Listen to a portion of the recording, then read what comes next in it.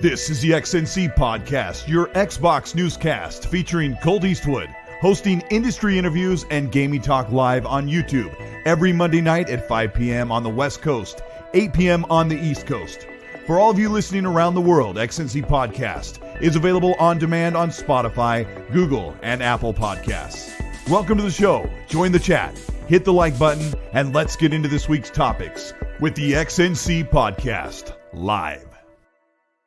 Welcome. This is Colteastwood. This is episode 46. We are about a month away from the 1-year anniversary of this new podcast, the Xbox Newscast. And let me get my situation here. I'm just flying by. There we go. Atta baby. That's how you hit the buttons. I'm here with MAGG. We're going to I'll him in a second. But what we just did was we were on Boom's Primetime Gaming with his whole panel. And I'm bringing in Boomstick, Mr. Boomstick XL, and middle-aged gamer guy. We're going to talk about the gaming news, continue the conversation. But Boom's going to get his stuff tied up on his show. Take the launch codes offline. And yes, I'm just going to take the moment here live on the show to hi, I'm Colteastwood. Yeah, let's meet. How are you doing, buddy? It is amazing to be here. I got to tell you, when you first started this show. Obviously I've been on Primetime Gaming for a couple of years, and then you started the show, and I always watch your show in the replay, obviously, because I'm doing mine live, right? So I'd be on there and I'd watch it the next day, because I always used to have Tuesday, Wednesdays off, and on Tuesdays my tradition would be I get up, I make myself some eggs, bring the kids to school, do the whole 9 yards, and sit down and listen to Colteastwood. And I always think about, I see the guests that you have on this show, right? You got some big names on there. You got the metal hair there, Jeff Grubb, and all the other dudes on here, yes. and Miles Dompier, and you got all these other great guys, and Rand Althor. I almost called him Fraud Althor again. I hope you're listening, Rand. I got a funny story to tell you about Rand afterwards. But anyhow, and I see all these great guests, and I always think to myself, I'm like, there's absolutely no way I could ever be on this show. It'd always be like a pipe dream of mine. It'd be incredible. And now all of a sudden I'm here on this show. It is unbelievable. My mind's completely blown. I told my wife about it, and I'm like, honey, you're never gonna believe this. I'm gonna be on Colt's show. And she almost jumped out of her skin. She was so excited. And actually, she's gonna be listening at work with her coworkers right now. But anyway. I said the same thing to my wife. I said, hey, the guy who wears the unicorn thing and does a funny videos? She goes, yeah. I go, he's gonna be on my show. No. Oh God, come on! Don't be ridiculous. Nobody knows. Half of the chat who probably doesn't even know me, they're probably sitting there going, "Why does this guy sound like Mooch all the time?" I do get that whenever I go on a different show. That's the first thing I heard was Mooch 2.0, because you guys kind of have a similar voice delivery. But yeah. I mean, come on, it's such a great community. We're gonna get Boomstick in here in a little bit. If you think you're gonna have a good time, I mean, we could pretty much guarantee it's gonna be a good time tonight. Hit the like button, show your support for the show. This is the XNC Podcast. It goes live on the Colteastwood channel, which you're here. This is where you're at, so you know where you're at. This is that map says you are here.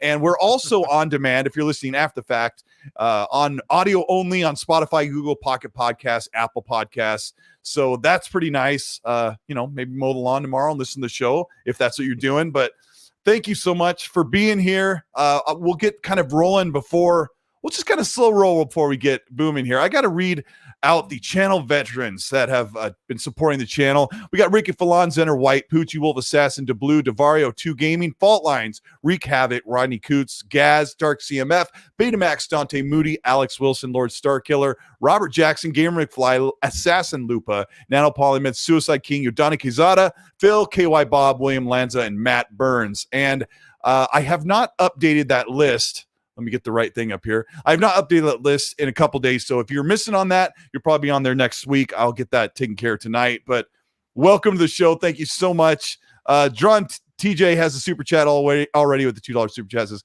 hi, Colt and panel. Yes, the panel will be Boomstick and MAGG and I tonight. We talked on the Boomstick show about a lot about Senator Warren's disgust of the Activision reprehensible behavior. Yeah. Like that, right? Yeah, like the jowls just moving. Yeah, like an old British senator, standing there. The crown must stop this. Yeah, that's all I could picture. Yeah, the irreprehensible. Yeah, the blubbering guy from the prequels in the Star Wars movies. Yeah, that's all. Politics is not so much fun, but we did have a good discussion. We got into the PlayStation Premium thing, so we will cover that. So yeah, Boom had we had a great show over there, and he's taking care of business as he closes up shop. But yeah, shout out. I got to ask. So Mag, let's give you a proper introduction. I'll just refer to you as Mag because it'll be super quick that way. Tell people about like where you come from and like how you got into this community, because it's an elite community, isn't it? I know. Yes. Well, part of the upper crust now. I'm not sure I can, speak to my publicist about all this. Anyways, in all seriousness, I started listening to podcasts and all this podcast shows, even just like short videos here and there. I think Dealer was one of the first, and I actually did a show with Dealer with Boom. It was about a year ago, and we were talking. I told him, I said, I think one of the very first videos I ever saw was a Dealer gaming video, and it was one of those ridiculous videos where he would just complain about something, and he had like Witcher 3 footage in the background, and he oh my gosh, yeah.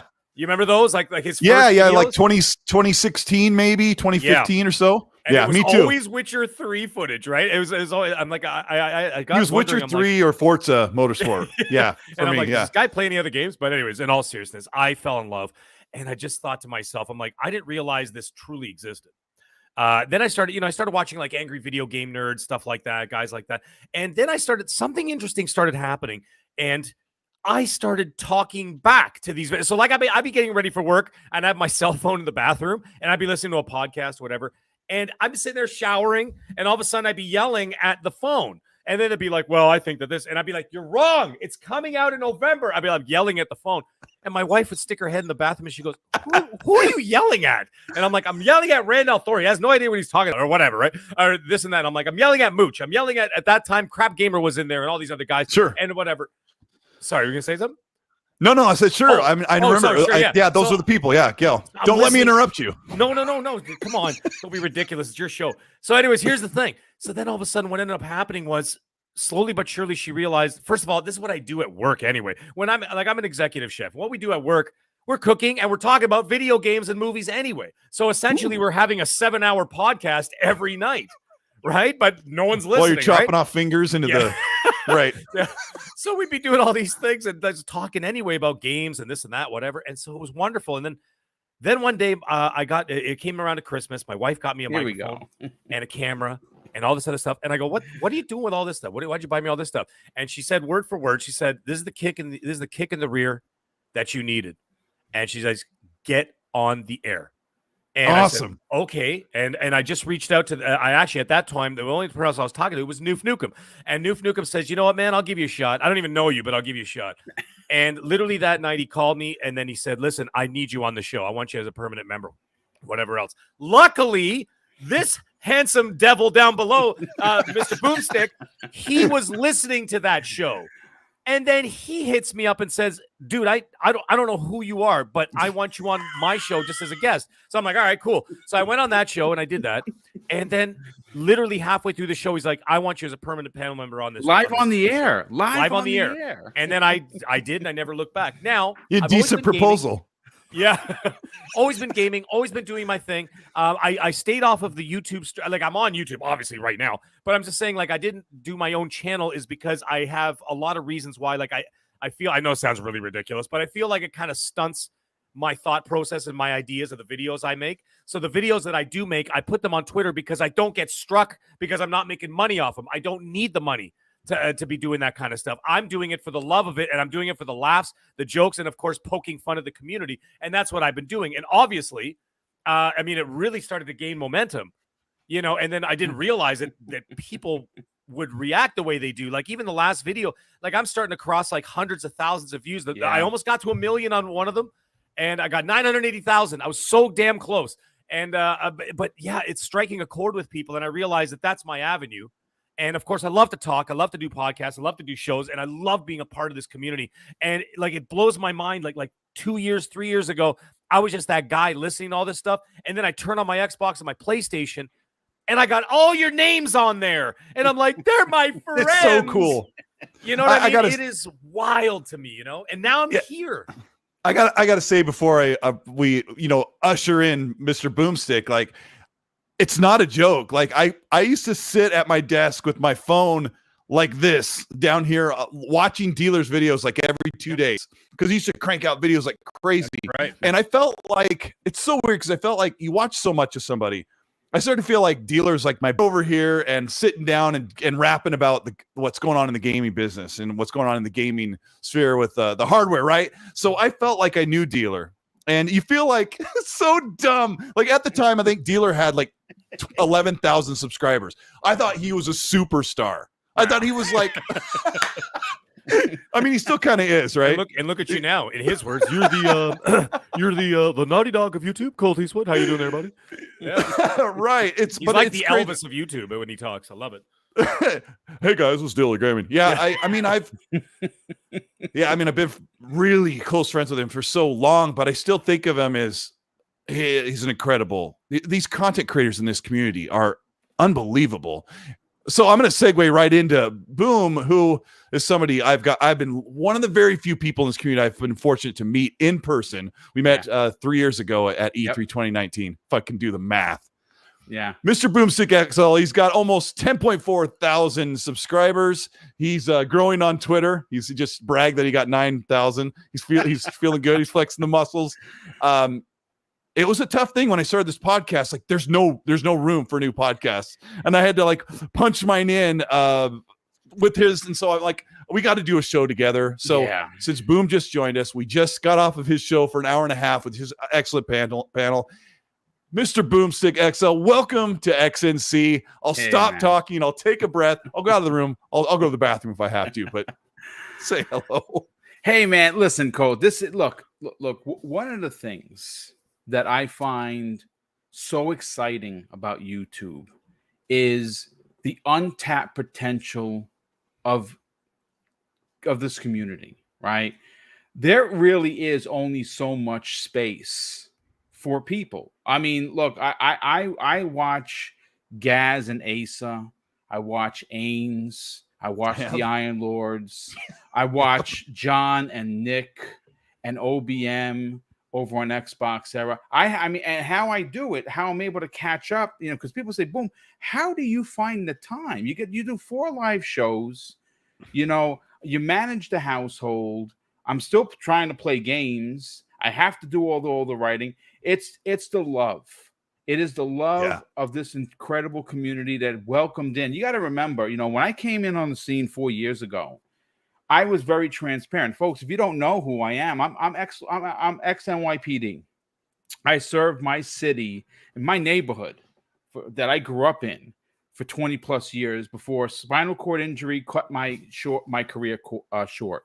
To 21 years, I had to retire because they had to build me back up, and I'm like the $1 million man of what's holding me together. And I've been gaming since 1978. I've been gaming for over 40 plus years since my dad brought home the Atari 2600 with Combat, Pac-Man, and I believe it was Missile Command is what he brought home. Mm-hmm. I have never fallen out of love of I've never fallen out of love of gaming.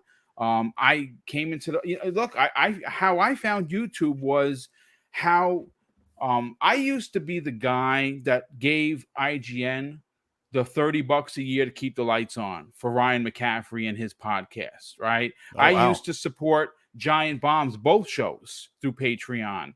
I actually still support Greg Miller and Kinda Funny. I've been supporting them for, I want to say, maybe 7 or 8 years.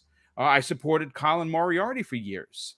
And, obviously, when you're retired, you gotta be a little bit more frugal with your money because it's one salary coming in. So you got to be, so I wasn't supporting, but what wound up happening is I fell out of love with the media. In 2014, they turned their backs on Xbox in the most egregious way. And I stopped supporting them. And I was like, damn, what am I going to do? And someone was like, hey, listen, you should check out YouTube. And I said, YouTube? Just like an old man. YouTube is for kids. YouTube? Like, what is that?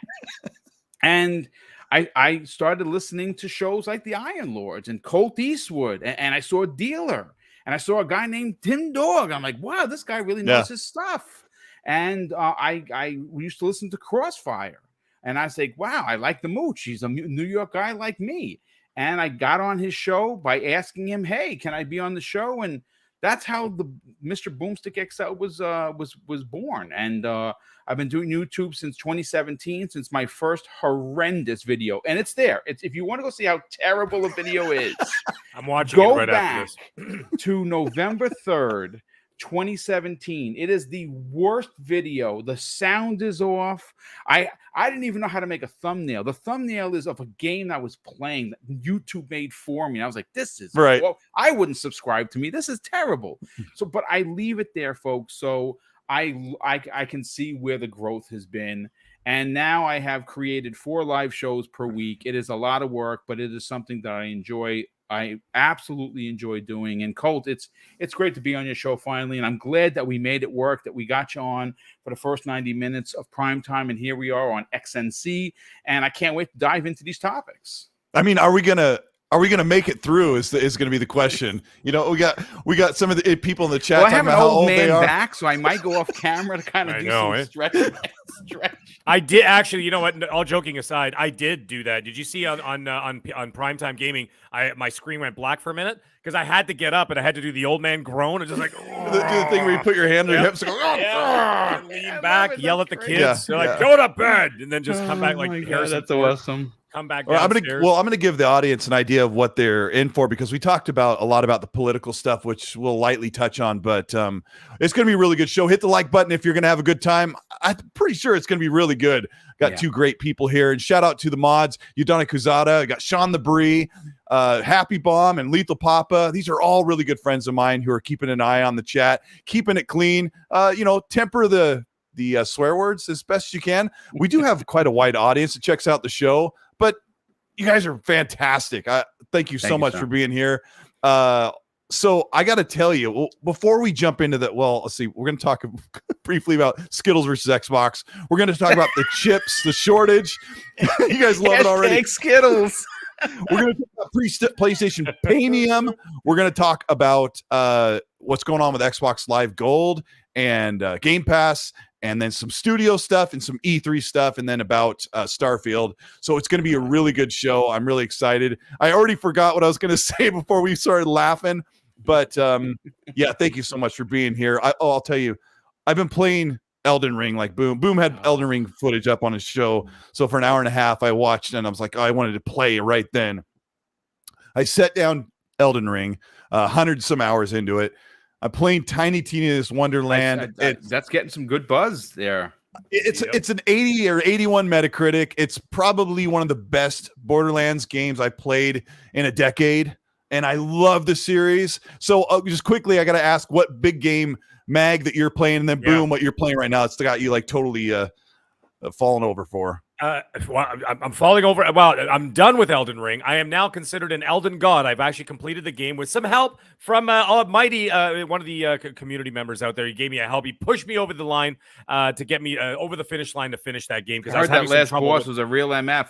Oh my God, the Elden Beast is a beast. The first guy, no problem, and then all of a sudden he turns into a giant, I don't know, whale or something, and then he becomes an issue, and then I had some problem with that guy.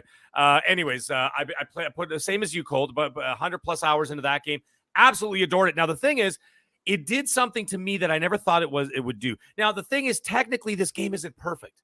You know, like I'm running through this like open world. I'm on my whatever that thing is, like a spectral steed. Yeah, it's like a horse cow, with little horns or whatever. And it's an oxen. Yeah, it's ridiculous. Look anyways, at I'm my going through the world, hooves. and I'm watching the world literally render in front of my eyes with all the pop in, right? Like a tree pops in and grass. But it's perfect though. But you know what the thing is? I didn't care. If it was any other game, I'd probably be like, rah, blah, blah, blah, blah, blah. But for some reason, this game, it just hooked me to the point where I did not touch a single other game from the day it released up until yesterday. And then yesterday, as I was saying on Primetime Gaming, I'm now trying to platinum all 5 Uncharted games just because some community members asked me to do it. And I said, you know what? I am going to do it because I got that Legacy of Thieves edition. And I said, you want me to go back and platinum all of them? I'll do all of them. What the heck? So I went back and now I'm doing all of them. And I've got 4 out of 5. Well, actually, technically, it's only 4 because you see what they did? They took the Lost Legacy and the Uncharted 4 and they turned it into one platinum now. So it's like 100. Yeah, so it's like 100. Lost Legacy is like 12 plus hours on its own. Yeah, and they put like 51 trophies just for that game alone. Yeah, it is crazy how many trophies. So, anyways, I'm working on all that. So now I'm back on. I was on Xbox on Elden Ring. I'm now back on the PlayStation trying to wrap up the loose ends with the Uncharted Platinums, and then I'm going back to Xbox because I want to play a game I haven't played since the day it came out, and that's Far Cry 6. Can you imagine? I popped 3 hours. Dude. That's good. I popped 3 hours into that game, and then something just kind of pulled me away.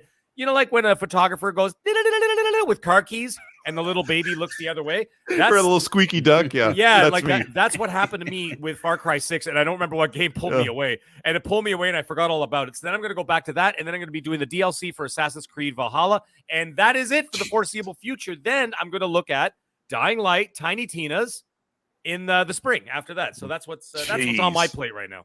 It never ends. What about Boom? No. What are you still on Elden Ring? Is that your game right now? I just crossed 150 hours. I just came across this beast master boss. It's I got him down halfway. He transitions and he turns into this ridiculous thing. Look, I'm going to say this about Elden Ring. So I'm not a Souls guy. I never have. I buy the games. And basically, whoever's getting the money is laughing at me because they're 2 hours into the game. And I'm like, yep, this is just not for me. But there have been a couple of games that I've been infatuated with in the last 10 years, in the last decade. The Division 1 is one of them. Well over 1,000 hours into that game. It could be more. It could be closer to 1,500. Destiny 1 and 2. I put 1,100 hours into Destiny 1, 500 plus hours into Destiny crazy. 2. I fell off a wagon with that. Titanfall 1 and 2, one of my favorite new IPs. But you know, Assassin's Creed Odyssey, folks, I don't have 40 hours. I have 41 days. That game's so good. Game. Okay, 41 days in that game. And that's not for me just sitting on the horse and going to do the wash. That's actually playing the game. So with Elden Ring, what is incredible is I get the same love, the same feeling that I get with Assassin's Creed Odyssey. And I just did 3 stories that somehow or another were all connected, but I didn't know they were all connected until I was doing it. So these 3 stories equated for about 20 plus hours of what I played to get these extra weapons and these extra pieces of armor and to close out these storylines and fight these bosses that you can unbelievably just cross over. Now, if you want to do the alphabet, just go to A to Z, you probably could do that. And I know a lot of people have been like, yeah, but the lore, they don't really tell you enough.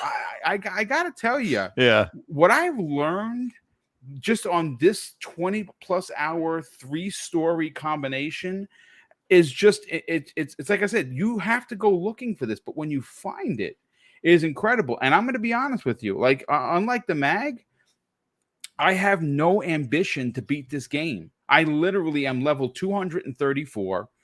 I have 151 plus hours in the game. I'm and a boss that I know that I can beat him. There's a summon that I wind up getting, an Ashes, that this guy is so OP, and you probably have seen him. He always tells you if you go to the tower where the round table is, he always says he wants to defile you. If you come back, I'm going to defile you and your whole family. Well, I got him through a puppet master to now be a summon, and he is ridiculous. He is like a tank, and it's just I have sat back and just was like this while he beat the boss. Now some of the bigger bosses, like I just beat General Nail. Oh my god, what an MF that guy was. But yeah, well, I think I look at Elden Ring like a game that you can. There's no rush, just like Dealer and I are kind of at the point where like we kind of set it down to do some, because like him and I have been playing Tiny Tina's like crazy, but that's a game that I can go back in like 2 months and still get the full effect. So yeah, people have been completely arrested by that game. Let me grab a couple super chats. We got Drawn TJ, who says, it's like Noof Nukem said, politicians need to stay out of gaming. Well, we might talk about that here in a little bit, but it is so weird how in the 90s, one side was really strong against video games. Now the other side is, I don't know. I'm no expert. Nightwolf 3186. Thank you so much for the $10 super chat. He says, this has been a great night so far. Thumbs up. Quick off topic for you guys and for Boom. Would you guys say, does the E3s when would you guys say the E3s season starts for you? I.e. hype, speculation, theories. Yeah, E3 is dead, but I think the E3's season will start sometime late in May, but will actually happen in June. The speculation usually happens around May sometime. Well, so, you know what? Thankfully, Colt, you know him as well. We have people like Jeff Grubb, Special Nick from Xbox Era. We have several people in this community that keep us abreast with their own shows. Where we go to Speculation Town. Obviously, you and I have shows. So occasionally, like I said, I don't have a lot of big connections, but I do have some. And, I'm very cautious about putting stuff out, especially they're like, hey, listen, I'm just telling you, but be careful, because if you say anything, they're going to know it's me. So a lot of the times I don't say anything until it's already out there. But for me, I got to be honest with you to that question. And that's a great question. First of all, I want to shout out Drawn TJ. He dropped a lot of super chats, and I promise tomorrow, brother, tune in. I'm going to read them to open up Xbox Factor podcast because, like I said, we were very pressed for time. But yeah. For me personally, I know this is going to sound a little facetious, but I don't mean it to be. Every time the year passes, I start getting excited for the year in gaming, and Microsoft is the reason for that, because the last couple of years, in the first quarter of each year, they find a way to dominate the conversation with these monster acquisitions. And again, I don't know if what they can do to top. I said to Colt, we've had conversations. How do they top Bethesda? I don't know. Capcom maybe, but then they announce Activision Blizzard. Listen, if you would have given me 100 guesses, boom, I give you 100. That would not have been one of them. I can guarantee you, not even close. Right. So for me, I know that the E3 thing is, hey, it's E3, it's June, it's probably May, but I get excited as the year goes, because I'm always expecting Microsoft to surprise us on that manic Monday with, hey, we just acquired X, Y, and Z. Oh, they've been so quiet the past couple of months, though. Yeah, I know. They're kind of in a stalemate. Let me grab Danny Passion Official with a $5. Says, hello, panel. 3 of my favorite podcasters. Give me a great show so I can listen while I fight Melania in Elden Ring. I beat her.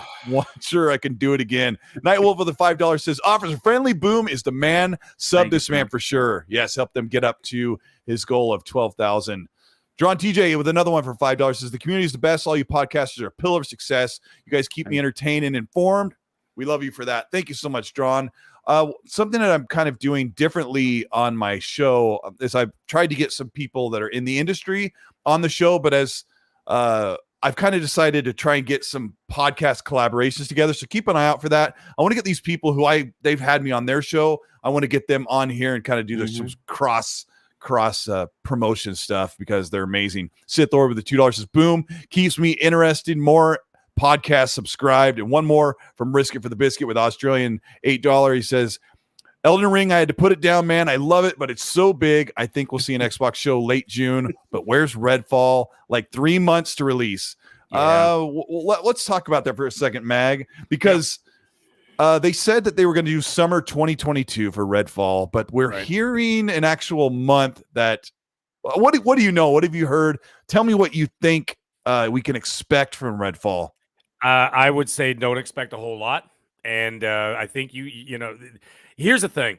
We saw a CG trailer last year, correct? It was at, I believe it was July 2021, somewhere in there. What should have been the E3 presentation, whatever the Microsoft version of it is. And by the way, something else I wanted to bring up very quickly. You're talking about how Microsoft wants to bring it back eventually to like an in-person presentation. Of course they do. They own the theater. It's called the Microsoft Theater. So they want to utilize this place. And you know what? What better way to do it than to bring people back? And of course, when, post, world situation starts to slowly get better around the world, and it will come back, folks, just not the same way that we knew before. Because let's face it, nothing lasts forever. It'll just come back in a different form.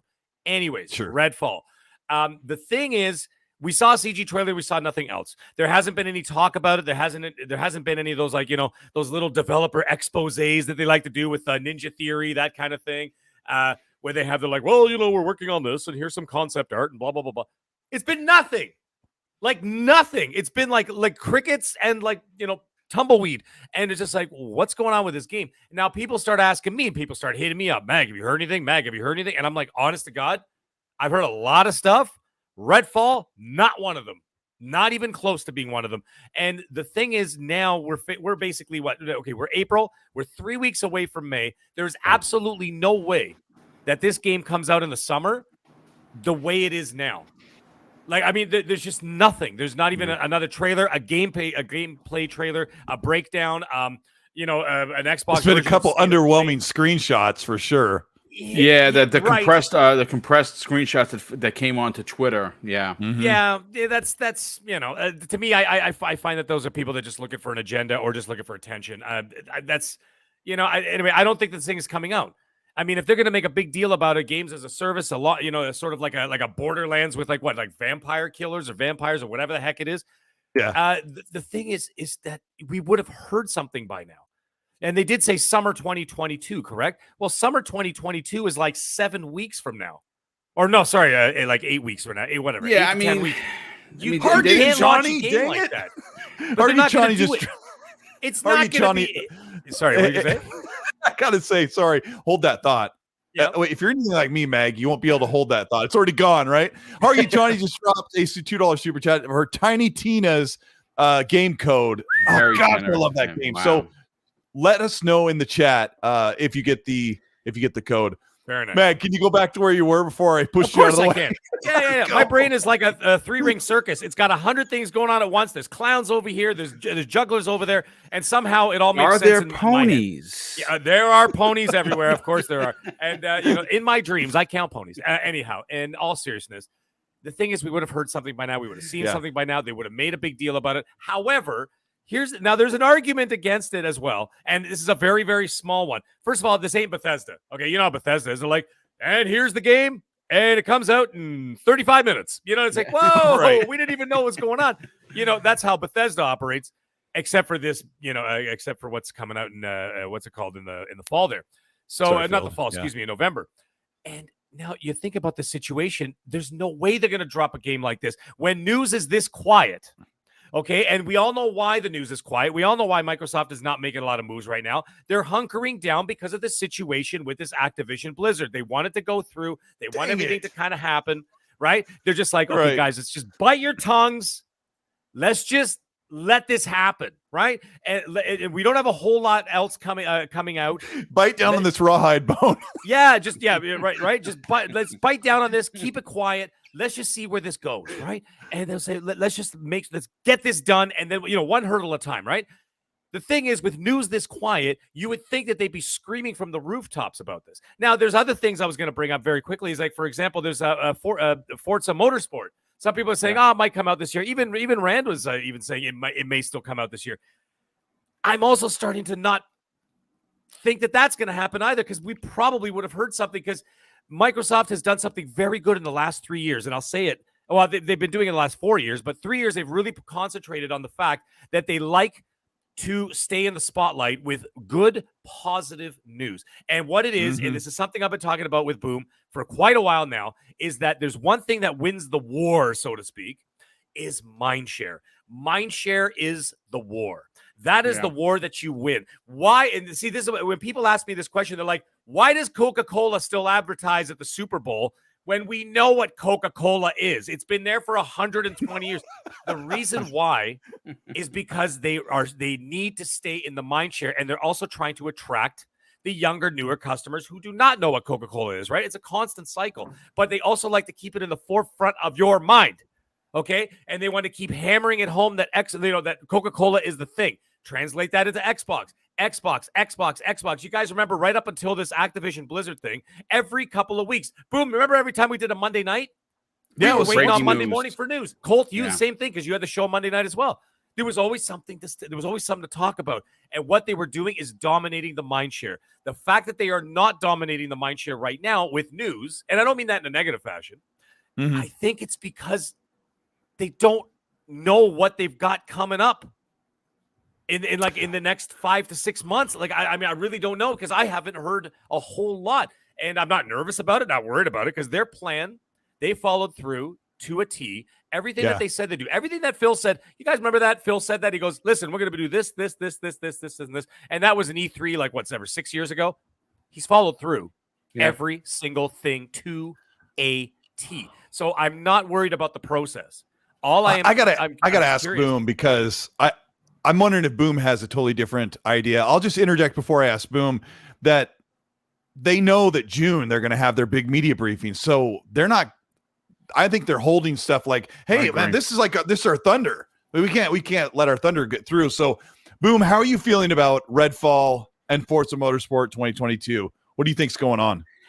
I think MAGG is on to something for sure, but my glass is always half full, right? So you ask me what are my thoughts on what Microsoft could potentially be bringing for 2022, right? We've had Jeff Grubb talk about it. We've had Nick talk about it from Xbox Era. We've had Dealer talk about it. You've talked about it. I've talked about it. A lot of people suspect this might not be the powerhouse year that we had in 2021. Where they had, Psychonauts, they had Flight Sim, they had Halo, they had Forza Horizon, they had Age of Empires on PC. There was a few other ones that I'm skipping over. They had a really solid first party showing. I think that we might be witnessing a changing of the guard when it comes to letting the cat out of the bag too early for Microsoft. I think that we are going to be pleasantly surprised. Not only do I think Redfall, even if Redfall is delayed, and you say summer's June, what happens if it comes out at the end of August?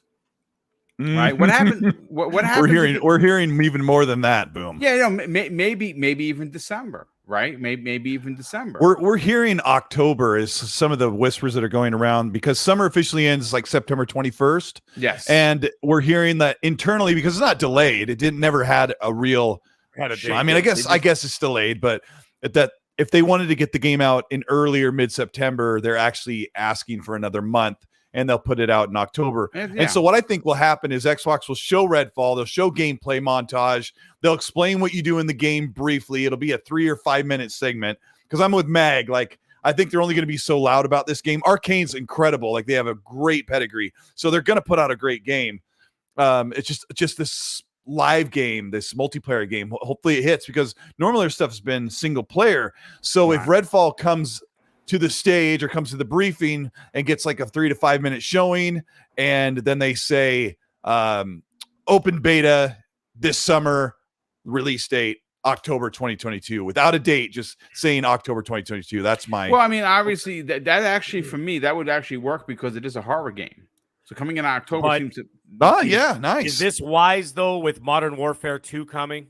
Yes, with a multiplayer. I understand it's two different kind of games. It's not a first-person shooter. It's not that kind of thing. However, it is a multiplayer game that is going to demand the attention of the community, right? Of the online community. When that community is going up against Modern Warfare 2, I know people like to slander and whatever Call of Duty, but Call of Duty is still king. It's still king of the hill, and that's a big title. MAGG, let me throw this in while you're talking. Back for Blood, which I didn't think was a very great game, but people really flocked to it and played like crazy. It released October 12th. So it released really close. It released against a very, very poorly received Call of Duty. There is a difference, though. You see, that's true. The difference is that Redfall will be dropping into Xbox Game Pass day and date. So did Back for Blood. Yeah, and Back for Blood did well to a point, and then it just dropped like a stone. Because a lot of people, Back for Blood was not the Left 4 Dead 3 that everyone wanted. No, it wasn't. I didn't like it. The card system kind of really, I did not like that. I'm going to be honest with you. I wanted Left 4 Dead 3. Hey, Drawn TJ with the $2 super chat. Just it's perfect timing. He said, "What about Exomecha and Scorn?" I think Exomecha got pushed to next year. Yes, Scorn is coming out in Scorn's coming out October, right? Yeah, so you got Scorn and Redfall probably coming in the same month. Can I throw another hat in the ring real quick? Sure. What happened to Plague Tale? It's coming. It's coming to Game Pass day and date, but I don't know when. It leaked about a week ago that it was coming out in June. Because I mean, if Redfall, let's say theoretically, if it's coming out, let's say in the fall or let's say early winter, perhaps, that would be a game. Because I mean, from what I've seen of it so far, it looks magnificent. Yeah. So I think that would be the kind of game that you would push as like a AA/AAA title that you would showcase in Game Pass, right? Because I mean, that's a forte that Sony does that really, really works for them, is that when they're a little bit light on, little light in their pockets with first party games, what do? They lean heavy on those third party games like they own them. Exactly. But you know what the thing is, Colt? They throw the money at it. Sure, they make it rain. However, they don't own the game. But my goodness, the fans think they do. Because the casual people walk out and they're going, "Isn't that a Sony game? Isn't that a Sony game?" Well, see, that's why Plague's Tale 2 is going into Xbox Game Pass day and date. Then I think that Microsoft it's going to look like an Xbox game. It is. Right. Then they should lean heavy on that game if Redfall is not coming in the summer. That's my personal thought on that. Look, personally, the way I see it playing out for Microsoft is Forza Motorsport is coming out this year. The game has been in development for well over 5 years. Right? COVID or not, there's no doubt about it. Yes, it's a new engine. Yes, this is supposed to be a very different one. It's actually going to have a single player campaign. It's going to have a campaign where your character is going to be playing the game and they're going to be telling a story. It's the first time ever. New engine, which I cannot wait to see. I think that game not only comes out, but it wins Racer of the Year because obviously Gran Turismo 7, or should I say Microtransaction 7. Right. Grand transaction is not going to be able to hold a candle to it. One of the games that we keep forgetting that's coming out for Xbox is Deathloop. I know. I tried to remind people everybody's like, but it was Xbox. on PlayStation, so it doesn't matter. Yeah, it does, because there are a lot of people who didn't play this game, and it was a high 90 meta, which I expected to be the same again. So those are your three. I think Redfall does come out in October, and I think that we do a lot of. You hear a lot of whining in the community. Boom! Isn't it how many games? When you were talking about Psychonauts, I started thinking about the little smaller games that Xbox bought early, like Art of Rally, which I put like 40 hours in. The Ascent was really super great. Love that game. Like 50 hours into the Ascent. It was so good. Yes. when we started the show saying, "Hey, what are you playing?" I know both of us were like had this black, like the nothing was coming from Neverending Story, that there's so many games that we're not gonna be able to finish. Let me grab a couple of shout outs from the channel members as well. KY Bob, who's a good friend of mine, he's been a channel member since forever, 30 months. What a great dude. We love to play games together. He says, always great show. Colt left, he's making a joke. Colt left his old show in good hands with Dealer. Xbox still has a mind share in spades. 343, more maps, please. I used to joke that RDX is my show, but Dealer's amazing. I don't know. He does it all. He does that show. He never even gets nervous. He just turns on the button and Dealer does killer show. It's as cool as the other side of the pillow, let me tell you. Yep. Let me grab this one from Dub, who's been a channel member for almost a year. He says, shout out Colt and the panel. Don't mind Redfall coming out in the fall. Give them the time they need. And boom, you nailed it. It's like, that's the perfect time. Arcane's probably thinking, hey, let us get a little more polish in there. We'll get a little multiplayer beta, make sure the servers are ready, because they're going to get slammed in Game Pass. And then they'll put it out when it starts getting cold and leaves fall. And well, I mean, listen, you mentioned something that's interesting, Colt. You said pedigree. Let's just take a look at what they've done, right? They've done Prey. Dishonored 1 and 2, Prey, and Deathloop. Yeah. I mean, if you have any concerns, folks, I think you need to kind of tuck it away, because all they've ever done is drop one banger after another. And this is a new IP. People love their games. Yeah, they love them. They're very unique, incredible cult following. Very unique art style too. Like I did that. They've got sort of like that retro future look about them as well. That I really like, that Metropolis look. You know, remember that 1920s movie? Like that really cool kind of vibe to it. Their games kind of look like a watercolor or oil painting come to life when you play Dishonored, and Prey kind of has that stylized half realism. Kind of has some of that Starfield tinge to it, that overcasting color cast. I could go on for days. We got to get into these topics, guys, or we're never going to get through the show. Let's skip the Skittles thing. Skittles called out for PlayStation and Nintendo fans to fight against Xbox. There's probably a billion people that fill their mouth with Skittles candy, but not Xbox. They won that thing. You know, forget them. All right. Let's talk about sales. So VG Charts, they have to guesstimate the Xbox sales. So they're doing their best. They're using retail figures, and they do some guesstimations, some calculations, throw in a little coefficient, and they get these numbers. So they just have this guess of what Xbox is doing. But their guesstimates for Xbox over the past few months have put them above the PlayStation, but just under the Switch. The Switch won't stop. Yeah. But Meg, I got to ask you, the PlayStation just can't beat Xbox in sales, and I think there's more to it than they can't get enough supply. What's going on with that?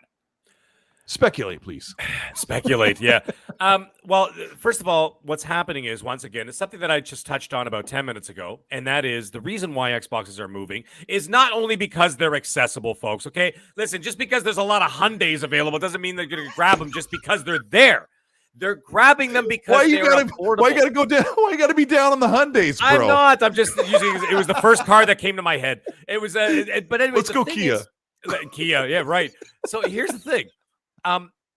I think that it's. Hey, I own a Kia. I've owned quite. I knew this was going to happen. I love Kia. By the way, I love Kia. I had two of them, and well, I didn't have a great experience. But anyways, that's besides the point. Newer ones are fantastic, but this isn't a car show. Mag, get back to work. It's not a car show. Now, here, back to work. Now, the thing is, I feel that once again, Microsoft has done a magnificent job over the last 3 years, particularly. They've been doing it for 4, but 3, they've really been effective of winning the mind share. Now, how often do I have to tell you guys? I don't even have to tell you guys. How many times you see on Twitter some Japanese guy, some Japanese YouTuber, some Japanese Twitter guy, this and that going, got my Xbox. Yeah, it's crazy. You see it all in the Japanese writing, and you see or some Japanese girl or some Japanese influencer or something, got my Xbox, got my Xbox. You didn't see that at the Xbox One.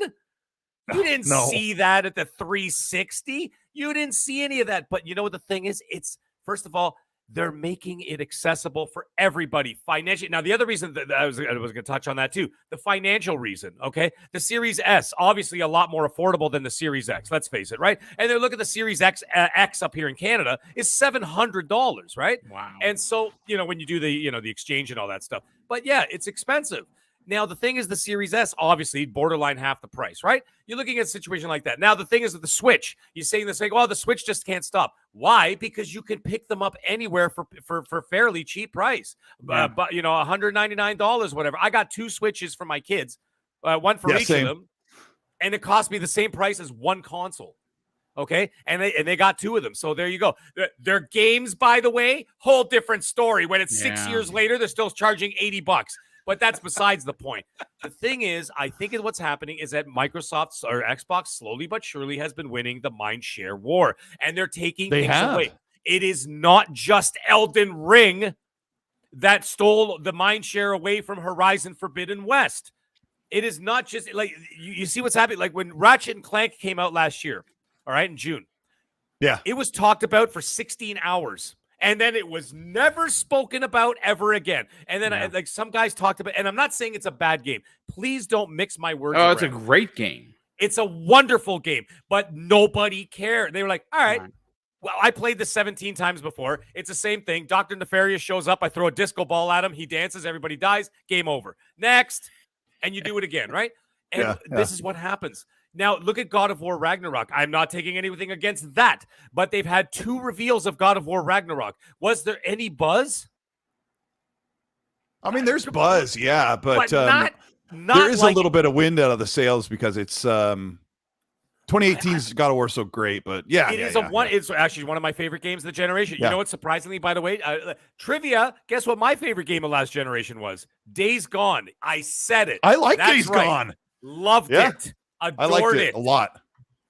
It got bashed, man. I thought it was a really cool game. I love it. It was that Uncharted, The Last of Us hybrid. Like it's just, I loved it. Shout out to Fonz in the chat who's also helping mod and he's talking about smacking me. We're gonna slap each other around a little bit whenever we get a chance. He's amazing. Right. But Fonz and I really like Days Gone. We talk about it and we get in arguments with Zocker. Zocker87 makes fun of it, and then we call him a fraud. Yeah. So Rand does it all the time because I made the mistake of telling Rand Althor that I cried during one of the scenes. You know, when I won't say the scene, but there was a scene, and then every time I bring it up, Rand goes, "You're gonna cry, Mag." And I'm like, okay, that sounds like Rand. Yeah, it is. So good old the guy who cries when he reads books.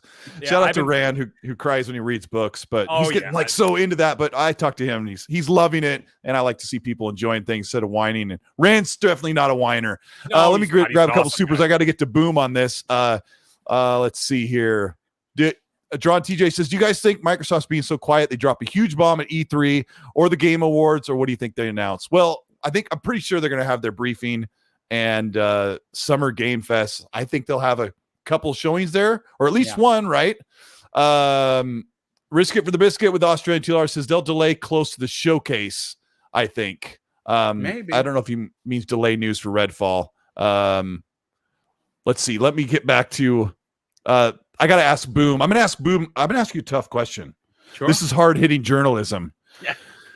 PlayStation has a low supply of consoles. It's not just scalpers are holding on to them. Right. I don't know how many scalpers are holding on to them. People refuse to pay that price. What's going on with the supply? Is there a problem there that goes beyond just scalpers holding them down by their staircase in a big pile? You know, it's interesting because I've heard several takes on it. I obviously, like I've always said, I listen to other people's show as I'm doing errands or cleaning the house or whatever. Get a great chance to catch up. And listen, it's no secret that Microsoft are really good friends and partners with AMD.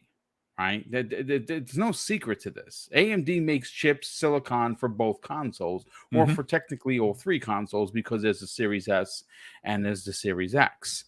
We know recently, right? And I was listening to Rand Althor and Jez this morning on the Xbox 2, where Jez was like, "Hey, listen, AMD parts are going into the Surface, computers now." Microsoft could have worked into getting more silicon from them because of this deal. One of the things that we did find out early, Colt, is that for every one Series X, they can make two Series S. Right now, we know that the Series S has been selling like hotcakes. I literally just bought one a couple of weeks ago for my nephew Tyler. It's his first Xbox ever, and big shout out to the X Screen. They sent me one for preview, and he is now home with it. He's using it, which is, if you've never seen the preview that the review I did on the X Screen, it's probably the best product of the year so far. I really hope that I mean that's two brothers from Australia. I do hope that Upspec Gaming does get some sort of a contract with Microsoft. They so deserve it. It's an incredible product. But getting back, the console situation is look, Sony's in a bit of a pickle, right? They can't get enough consoles out.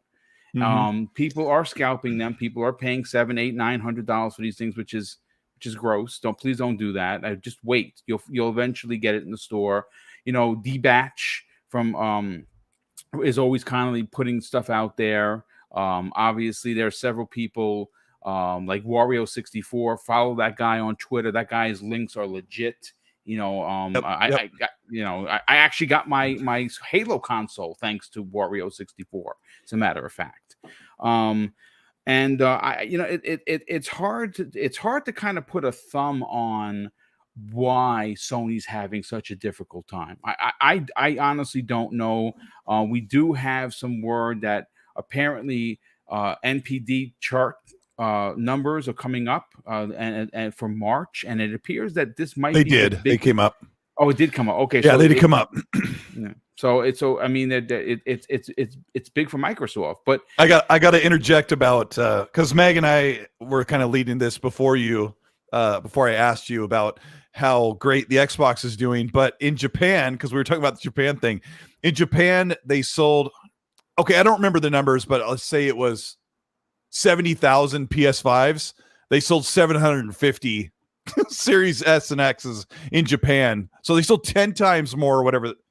I can't remember the number was. I did the math when I saw it before the show, before I went on your show. It was like 10 times more PS5s were sold in Japan than Xbox. But I don't know. The kind of what I'm trying to guide you into wondering is we've heard about these yield problems, Boom, with the chips because they're overclocking these AMD chips. Yep. And then they have to test them as they come off the line. They grab one, they lick it, and if it doesn't spark, then they then they have to throw it in a bin and they recycle it and make another silicon chip. So there's this thing where they had a really high yield failure ratio, which is not in my forte of technical expertise, but when you just said, Boom, that we don't really know where the disconnect or why the supply, it really can only point to either they're holding, who was it? Forte. Shout out to Forte in the chat. I just made him a moderator because I trust him. I gave him my social security number, my PIN number. He's a good dude. Oh, very nice. Buy yourself something nice. You know what I'm saying, Forte?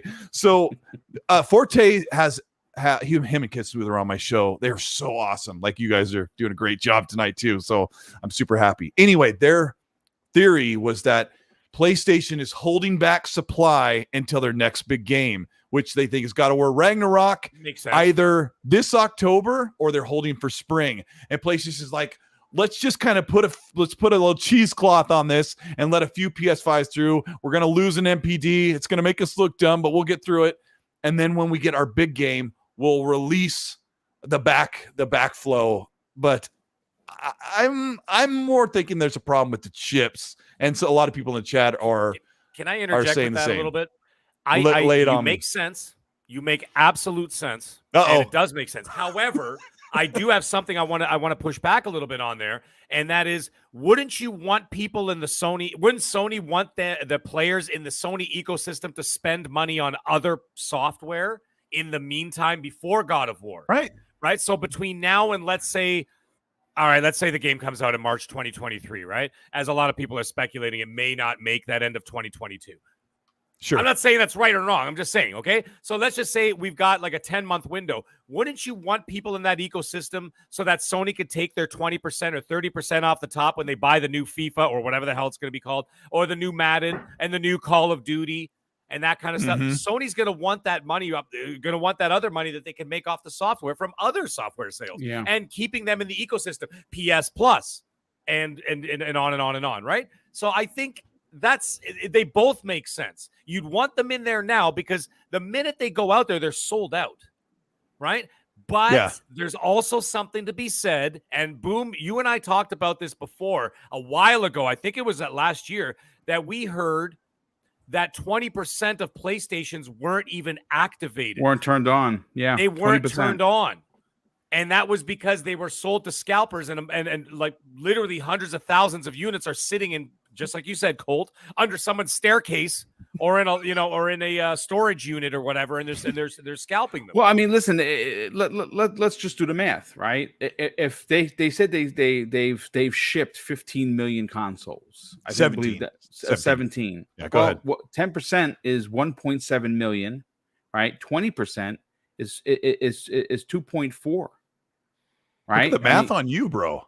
So could you imagine 2.4 million consoles haven't been turned on and they're just kind of just chilling? They're just kind of hanging out. Yeah, it doesn't make sense, right? And you and Mag are onto something. Like, why hold back any amount of supply? Because PlayStation's already making a crap ton of money. They're making you're supposed to break even with the console, but they're making a considerable amount of profit margin across all the PS5s are selling because of the PS5 digital. Is that what it's called? I don't know. I couldn't find one. Yeah. I had to get the pregnant side one with the disc. Yeah, I got the digital one. Big mistake, they rub it in. No. It's not nothing to rub in. Let me tell you something, because the games that came out a year ago are still $105 in Canada. Yeah. All right. Oh, so man. yeah, unless there's like a sale or something. But meanwhile, I can go to the local GameStop and pick up the same game for $40. Yep. And then you're like, or even $30. Hook. I know that I'm just saying that he's getting all ruffled because I said God of War might be coming in 2023. I was just saying for a theory, as a theory. Well, I mean, it was taken out of the store of coming soon, right? Like a lot of people don't know that the God of War Ragnarok was removed from the coming soon section of PlayStation of their store. Like that's like a 2-year delay from when because they did say 21. Well, Colt, we know why. Come on. Because when you announced that it was coming in 2020, everybody jumped to go buy those pre-orders of PS5s to get a PS5. That's not nice. That's not very. That was deceptive from the very beginning. Sony. That was to get the people to buy the PS5s, and guess what? It worked because I got one. And well, mind you, I kind of, I paid somebody $100 to get one. Yeah. It says 2021. Read it again. 2023. Let me grab. It might come out 2022. I don't care when it comes out. All I know is that I'm with you, Mag. I'm with you, Mag. I am 50-50. And that other 50%, they'll get a gotcha moment on Twitter for me, right? That I'm 50-50 that it's coming out like October or September. September's like that's a pretty good time actually. That'd be a decent Ragnarok. time to launch. Yeah, why not? The only thing I could see Microsoft launching in September to like battle it would be what's it called? Deathloop, because it would be the 1 year, right? They had a 1 year exclusivity. Yeah. So September. So September would be Deathloop, but the hype is sort of kind of gone off that now. Yeah. And maybe Forza Motorsport, assuming that Forza Motorsport's coming out, because I still don't think Redfall is going to make that cutoff of September. So yeah, it'd be a good time to launch in September, and that would give you a solid anywhere between 7 and 8 weeks before Modern Warfare 2 comes out and takes everybody else's attention away, right? So that makes sense to me, because if you can't finish God of War in 7 to 8 weeks, you ain't gaming. All right, so I platinum the game in 10 days. Oh my gosh. Hey, I got to reset show. Welcome audience for the Ecstasy podcast. I'm Colteastwood. I'm the host. I'm trying to host this show. I've got amazing guests on here. I've got the MAGG and Boomstick, Mr. Boomstick XL from Primetime Gaming. They are here doing a cross-pollination, a collaboration effort of podcasts. I'm having such a great time. We've got just over 1,000 people watching. It's been a little while. You guys have drawn in the numbers. The chat loves you. The audience loves you. You guys are doing great, and we love the chat. A lot of we do have a lot of the same audience, and they're just phenomenal people. Oh, they're so I great. haven't been able to say hi to everybody because the chat's moving so quick that there's a lot of new people that I see. They're like, "Hey, Mag," just wave, just wave. You guys are incredible, and they're not kidding. Like Mag, Boom, we see you guys everywhere. We see you on all the podcasts. We see your names immediately. We appreciate you so much. Hit the like button if you're having a good time. We're going to get into these topics. Let me grab these supers here. Risk It with the Biscuit with Australian 5 says there are a lot of third-party games are also to be announced. They're slated for 2022. Are they going to ram the back end of the year, or are they going to hold back? I mean, we've got those third-party games like Scorn and the ones we've been talking about the past 15 minutes. I think that the spring is dry on Xbox, and then once the summer kind of gets rolling, that E3 showing is going to have a lot of games that are coming really soon, and then the fall is going to be packed, so wear extra tight pants. I don't know how you fix that, but anyway, DJ with the $5 super chat says Flintlock is coming day and date this year. Well, I don't know what Flintlock is, but it's coming to Game Pass. I'm going to check it out. There's been so many games. Red Wolf says, help. Hey there, Colt. Do you guys know any way to get Lego Star Wars Saga Deluxe Edition for physical? It's sold out everywhere. I saw my buddy Gavin Stevens on Twitter bought it on They're saying it's physical. The best Star Wars Lego game ever. It looks, have you guys seen how great this game looks? It looks fantastic. I might have to pull the trigger. Yeah. I'm so inundated. I don't even know when I'm going to get to that. And I'm hearing no online co-op. Yeah. Oh my gosh, we could talk about that for a minute. We'll have to hold off. Old Dirty Gamer, thank you so much for the $5. Says most PS4 owners were not 2 console owners this gen. Now they have an Xbox Series S or X, a must-have console. Last gen, all Xbox owners had a PS4, so it flips. Really good point. Let's get into PlayStation Paymium. I've got breaking news that broke right at the end of Boomstick's show. So Boom and Mag, you may not know this, but Sony, I'm going to quote this from an article. Sony removed its offer for PlayStation Now service users after they discovered an exploit involving the soon to revamp PlayStation Plus. They removed the option to pay for a year of PlayStation Premium because of an exploit. Now you cannot get an annual offer, which is the best way to get the PlayStation service at a greater deal, something that Xbox didn't quite yet provide. So let me start with you, Mag. Mag and Boom, we're gonna dive into this PlayStation Premium thing for a moment. What do you think? This is breaking news. They cut that off. Go ahead. So wait a minute. Let me get this straight. I missed it too because I dipped off the air to take a second before I came on this show. What the heck did I miss? So now are we talking about the 1 year $120? Yes. Yeah. They have removed that option because you can't buy a year of the new service. You cannot. Now, I have a quick question. Now, I'm trying to process this. I'm not prepared for this. So you're going to see the mag on the fly right now. The thing is, it's interesting. Hey, I love it. If you actually think about it, Microsoft doesn't either. Do you think about that? Like the Game Pass Ultimate does not have like a year thing where I think they sell 3 months cards. Well, you could do it like on Amazon. You could buy like 3 or 6 or whatever, but there's no discount. It's the full price. It's $15 a month. So I think that this, in my opinion, now that I'm just hearing this for the first time and my brain's trying to, get this, wrap this information around, I think that this was the only leg up that Sony had. Yeah. Because when the talking point, other than the jokes, of course, people are like, oh, this service is going to be garbage, blah, blah, blah, whatever, right? I think that the talking point was the fact that you could get it for $120 for the year. It was a pretty damn good deal considering, I guess, right? So it was not a bad deal for $120. Now that they removed it, talk about shooting yourself in the foot, leg, and buttocks at the same time. I shot myself. Yeah. Holy mackerel. This is mind-blowing. It's almost like they're doing it on purpose. You know something? Look, I anyone that watches the show, I like to consider myself as being someone that's fair.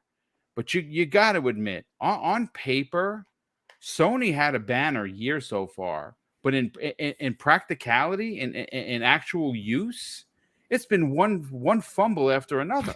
And I should say have been a big year for them. Look, let me elaborate. Horizon Forbidden West come out. Now, if you follow me, you understand that Aloy is one of my favorite new characters for SIE PlayStation. I think Guerrilla Games, this is the same team that was stagnant for years with Killzone. Not very good games.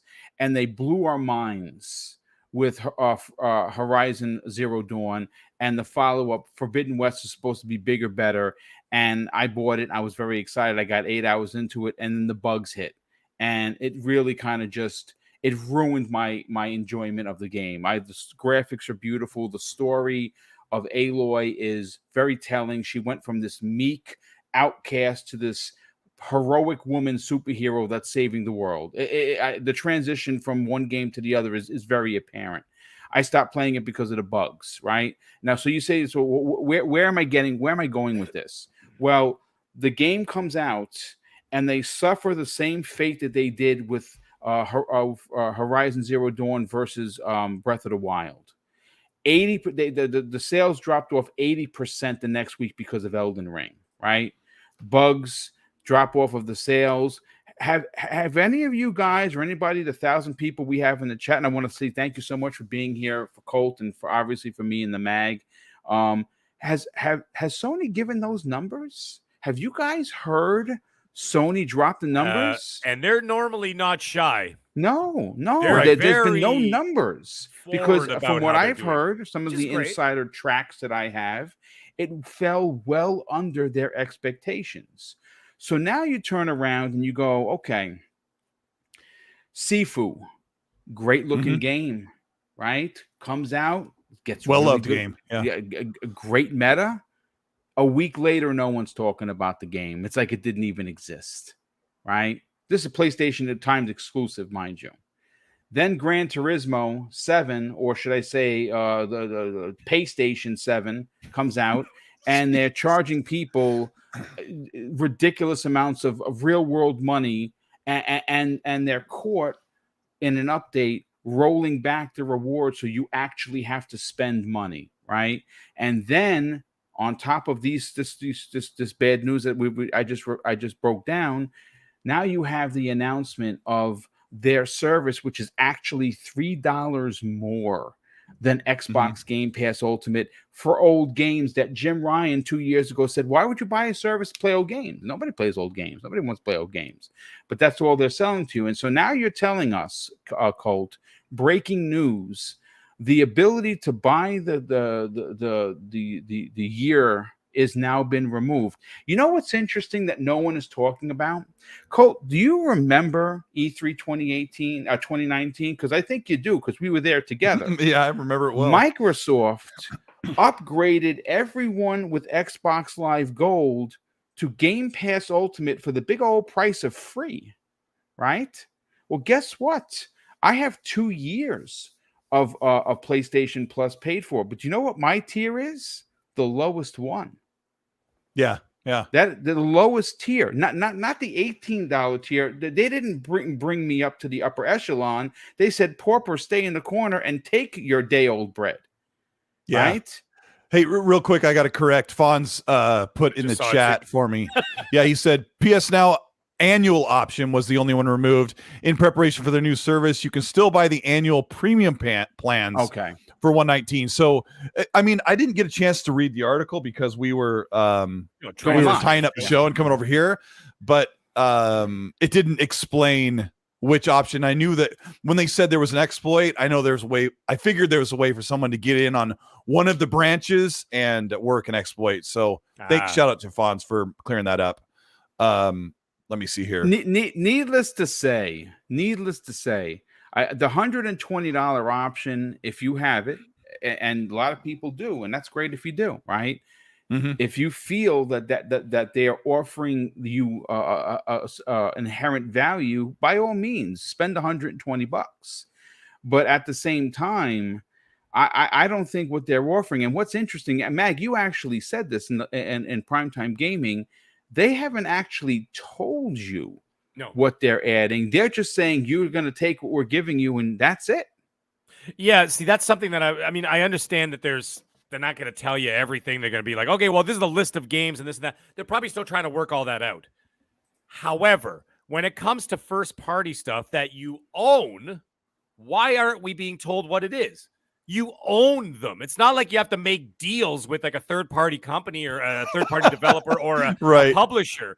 You own it. So you know exactly what's going in there. When you can put it wherever you want, actually, right? Well, that's the thing. And you could say, when they say a selection of PS5 games and PS4 games, whatever, well, what are they? That would entice customers, you know what I mean, to get in there. Like, for example, I was interested in, what the heck's that game that Mooch is playing all the time? Oh, Returnal, right? And I'm like, you know what? It's been a year. Let me check it out. So I went over, and this is why, by the way, this is the danger of the digital PS5. It's still $105 in Canada. Yeah. Okay? What? For the digital version? For a 13-month-old game, it's $90 plus tax. Okay, so it works out to like, okay, for any of the sticklers in the chat, it works out to like $103.25 or whatever the heck it is. So, like, I just rounded up to 105 is basically what you're paying. All right? So that's what it is for a game. And I'm like, the game's 13 months old. I'm not paying for that. But if they put Returnal, and let's say, I don't know, maybe like Ratchet and Clank, which by the way, I did not platinum that. And then maybe something else, like they got Death Stranding, which I did believe they did say is going in there. I haven't played those games. Then it might be a little bit more worth it. But the thing is, be a little bit more transparent as to what you're up to. That's the way I look at it. Be a little bit more transparent. Tell us what's going on. Tell us what's going in there. And you're going to entice customers to, purchase the product. I make jokes. I make ridiculous videos. I make fun of them. I make fun of Jim Ryan. I dress up in Jim Ryan wigs and all kinds of silly stuff. And I do what I do. But at the same time, guess what? I'm still a PlayStation player. I still have a PlayStation community. You probably, you know what's interesting, folks? MAGG probably has more platinums than the loudest dude. Of course I do. On Twitter. I 100% do. Do you know that in 2021 I had like 259 or 269 trophies and 14 platinums. And 14 platinums in 1 year. Yeah. And I'm primarily an Xbox player. Yeah. Okay, just put that in perspective for a second. Okay, I play 80% of my time on the Xbox. And yes, well, guys, the ones you were career. The loudest ones do the least. That's for sure. I've seen that in the community. Wow, Hardy Johnny with a $5 super chat says, what if God of War Ragnarok comes out in spring 2023 and Breath of the Wild 2 comes out a week later and overshadows it? It could very well happen. Hargeet and I talk. Crap, I haven't talked to Hargeet today. We usually talk every day on Xbox Live. Dang it, Hargeet. I'm sorry, bro. I'll catch up with you later. Jerron TJ says, don't forget there's also Starfield. Yeah, well, we're going to talk about Starfield in a bit. Everborn Saga, who we just got to hang out with. I got to hang out with Everborn Saga. He says, PTG in the house. Fire, fire, fire. Rich Maharg has a question. Thank you so much for the $15 super chat, Rich. He says, what do you guys think of silent protagonists? Boom.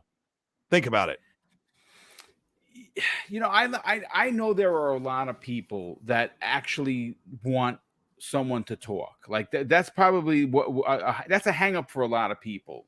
See, for me personally, the story, if the story is being told in such a way that it moves you by just visualization on the screen, I'm okay without a talking protagonist. Now, listen, if you said, hey, 50% take it or leave it, I would love all games to have a voiced character. I think that character does tell the story.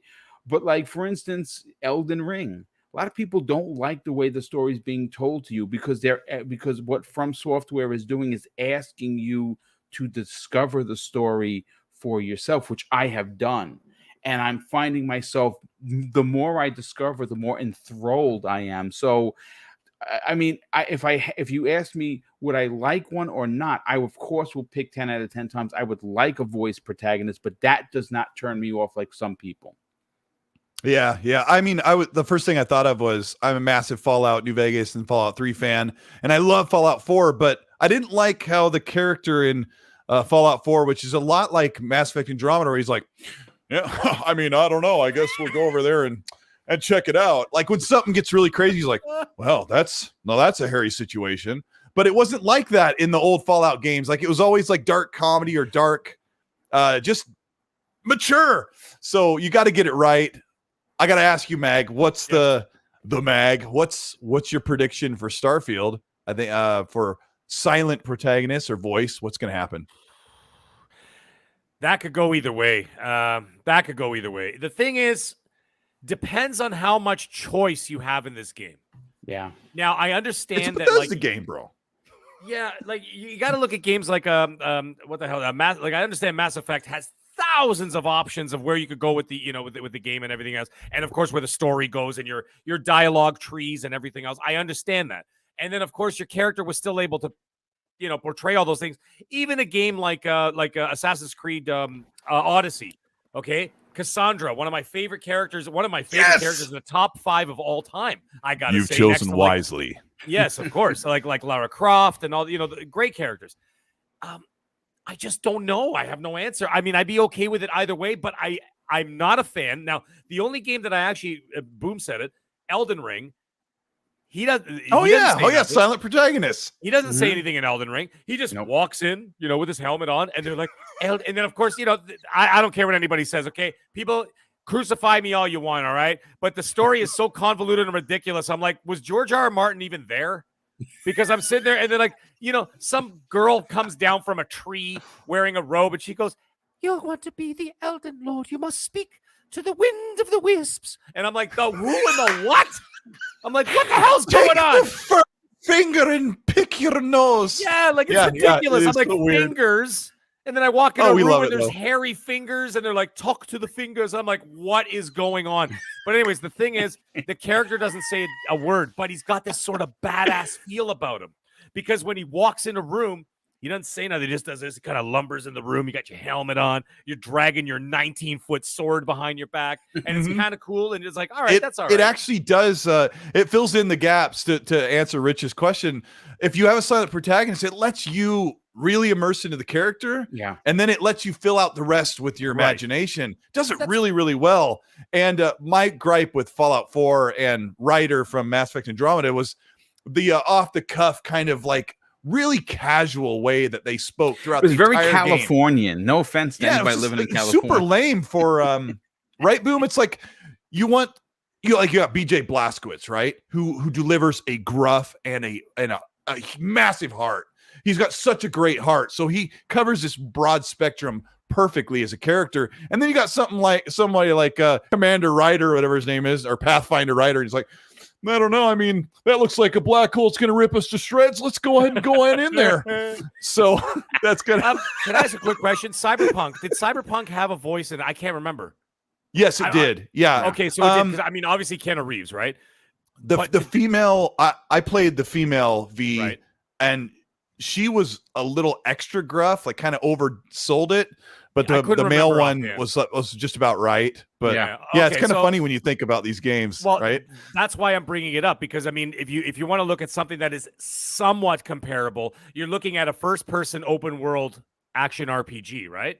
And Cyberpunk was exactly that. And Starfield is a first-person open world action RPG. So I could see it going either way, but I think it would make more sense if the character spoke.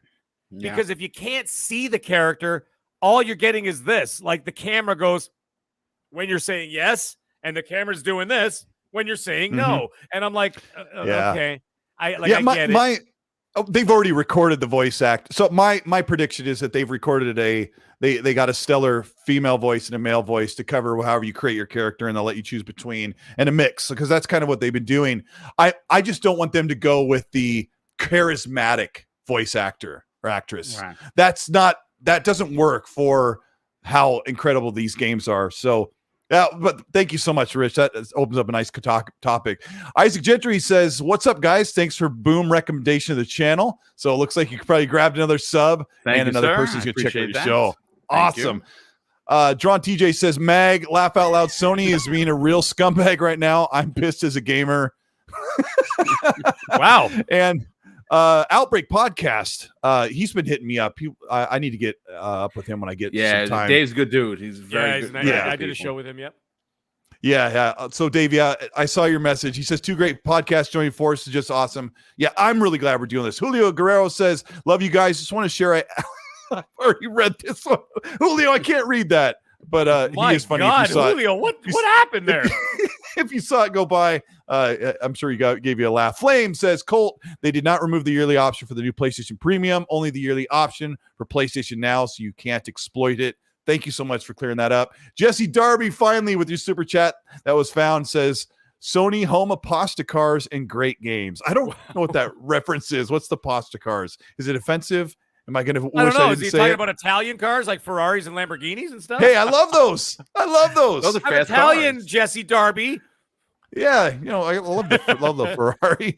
And Drawn TJ says, "Maggie, got me dying when you did your explanation of Elden Ring." Boom and I could laugh as well. Shout out to over 1,000. What's happening? I finished the game. I still don't know what happened. The guy sitting on a throne. I'm like, all right.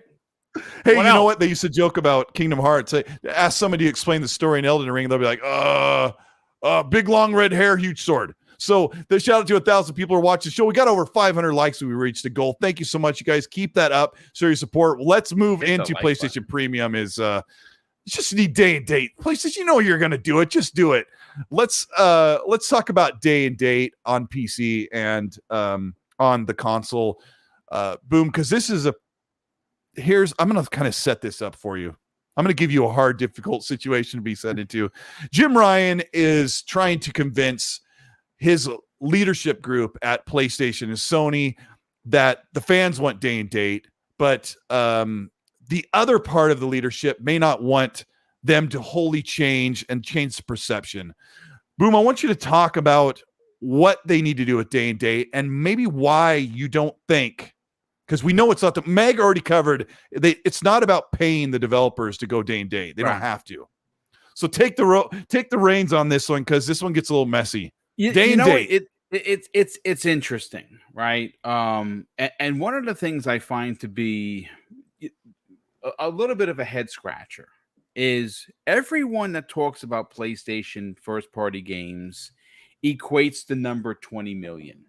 Right, they've sold 20 million. Sure. Right. Yeah. Well, folks, FYI, and this is a shout out to the Wandering Dutch. Last week we talked about it.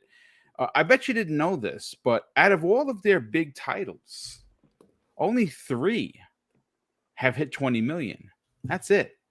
God of War, Spider-Man, and I forgot what the and it was Horizon Zero Dawn. Did it reach 20? Horizon Zero That's Dawn. pretty impressive. I didn't know. So that's and those amazing. are good numbers. Those are amazing numbers. But we have to look at everyone else. Days Gone, 8 million. The last reported number for The Last of Us 2 was 4.2 million. They stopped reporting on that. I wonder why. There's been a lot of games for SIE PlayStation that have sold barely 1 million copies. And you don't really hear too much about them. Ratchet and Clank, I think, sold under 2 million. Ratchet and Clank is an unbelievable game. If you missed out on it from last year, I urge you to play that game. That game is Insomniac at their absolute best. It's only 120 Canadian. Go get it. Yeah, only 120 Canadian. But what's interesting about the whole day and date thing is I kind of wonder if they were to shoehorn day and date into the top tier at $18 a month, how many people like myself who would gladly drop down because you know that you're going to get at least 3 to 4 PlayStation exclusives, first party stuff per year. Now, obviously you're probably going to, I can't say every game is going to be a AAA bomb like you had in 2018. They had a lot of 2018 was a big year for them. You may not get that every year, but what would you rather have? Would you rather sell 2 million of, let's say, the next Ratchet and Clank for your $70, or would you rather drop it into your service and get people to spend the $18 a month? I think that there's something to be said, for that. And here's the other thing that's pretty interesting. Look at the numbers, the gang-busting numbers that Elden Ring did on PC versus console. Mm-hmm. Ridiculous. If they were to release their games day and date on PC and have a PC aspect for their PlayStation Plus service that they just launched, which they don't have, by the way, they would get a lot of people to sign up for that and spend the $18. Now, I'm not saying, because people are like, well, what if you were paying the $10? Well, it's called premium for a reason. So if you want to sell your premium service for $18, it's pretty cool that there are 700 games that look like they did when they launched in 1991. I'm sure someone's going to find some fun in that, and that's good on you that if you do. But if they had day and date in there, you would get a lot of people. You would get millions of people to convert and if they weren't spending the 18, they'd definitely be spending the 120. I've got some math. Hargeet and I were talking on Xbox Live when this Spartacus thing was about to break, and I guess I'll kind of throw him in because we kind of ran through this numbers, and he was double checking it with me, and so I'm going to read this twice. I wrote this in response to somebody in a DM that said that Sony shouldn't do day and date because they would lose money. Okay, so I was going on the preface, I think that if they offered day and date, that Sony would easily have 25 million subs by the end of the year, paying the top premium service. And I was only basing this off of if it was $15 a month. It was before I found out it was 18. So let's pretend, this will give me some wiggle room, okay? Here's the scenario. $18 a month gets you day and date and all the other things that we've learned about in PlayStation Premium. Now, if you subbed right now, they would say comes with great games like Horizon Forbidden West, Gran Turismo 7, and the upcoming God of War Ragnarok. Okay, plus some other first-party games, whatever they have coming in the future. They would have so many people. I guesstimate, which is a real word, by the way. I guesstimate that they would have 25 million PS Premium, whatever they call the top tier subs. So I'm gonna read this off what I wrote. 25 million PS Spartacus subs would net them $5 billion per year. Selling 2 first-party games at full price, like selling Gran Turismo 7 and Horizon Forbidden West. Selling 2 first-party games in 1 year only makes PlayStation $500 million a year. They would, and if they had 25 million people come into the top tier premium service Yep. at the end of that year, they would net 5 billion instead of 500 million. And I know that the billion can look a little vague because none of us have $1 billion except for MAGG. He makes $1 billion every year in his job, right? So, MAGG, speak on this. Yes. 5 billion. What's the math difference between $500 million and 5 billion? What's that? 6? I can't remember. Who can do the math? It would be 5 times more. 5 times more. 5 times more. And then the other kicker, MAGG, is talk about this. Like, you sell those 2 games once, you have to wait till your next first party game comes out to make another 250 or 500 million, right? At the end of the year. So 500 million MAGG. to 5 billion is 10 times. 10 times. 10 times. 10 times. Okay. Here's the thing. Now, this is going to be like a spider web here, and of where it could go. Now, the thing is that Spiderweb exclusive? Yeah, well, of course it's exclusive. Yeah, of course. Has to be. Here's the thing.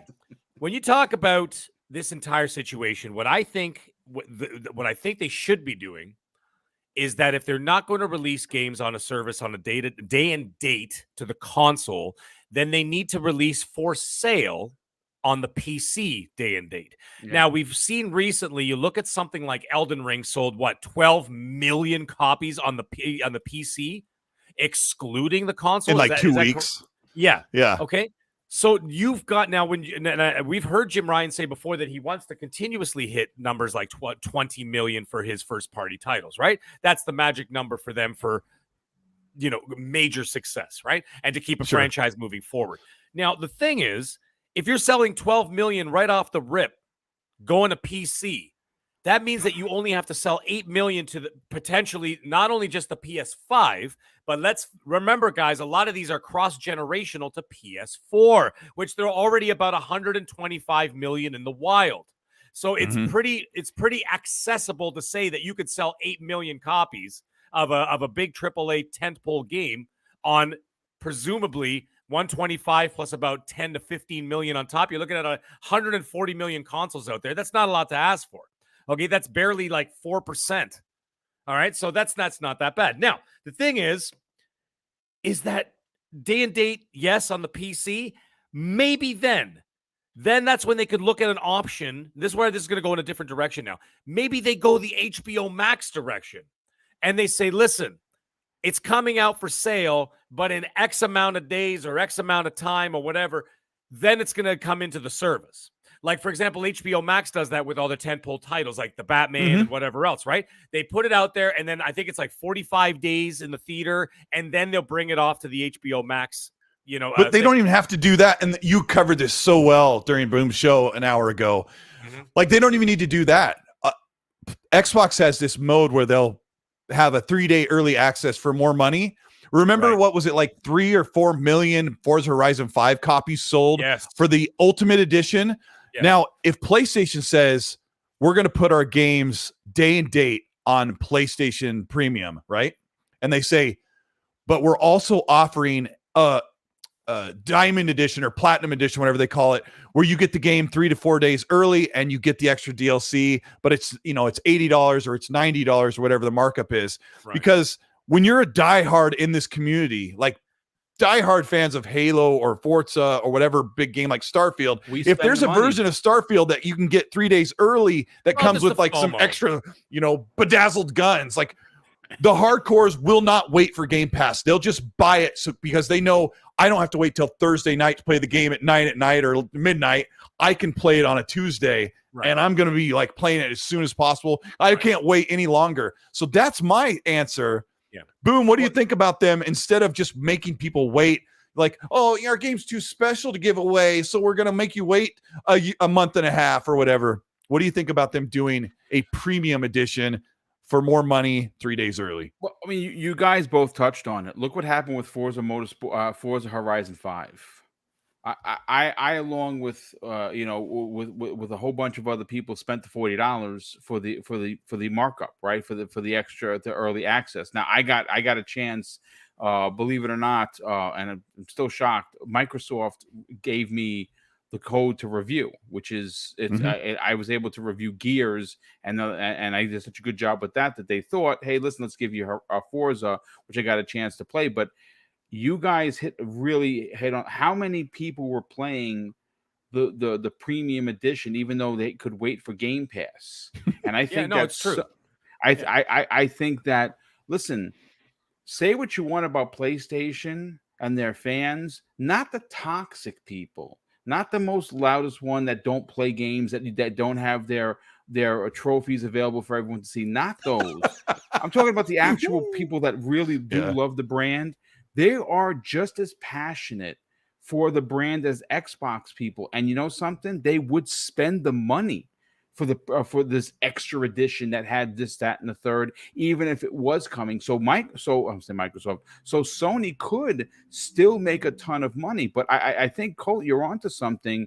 $500 million versus $5 billion for the year. If everyone's and I think you're onto something. Again, the dedication of Sony's fans cannot be denied and put into the conversation. And I think you're onto something. Honestly, if they did have a day and date, they would see 25 million in a year because they have such a dedicated fan base. There's 50 million PS Plus users. Like Hargeet's in the chat here, and we were like, our guesstimation was, I think half of those users would jump at a day and date. I so would. Hargeet, right in the chat, like, are we still kind of, somebody's making fun of the math as we kind of, I'm trying to do the math while we're doing the show live. I'm terrible at like crunching a number while I'm trying to produce a show. But Hargeet, do you think we're kind of still in the ballpark? Write it in the chat. But Mag, were you going to say something, buddy? No. There's something I got to disagree with. And the reason why there's all these PS Plus members right now is because that's how, that's the way that you'd be able to access some of these games. Now, I understand Fortnite and stuff like that,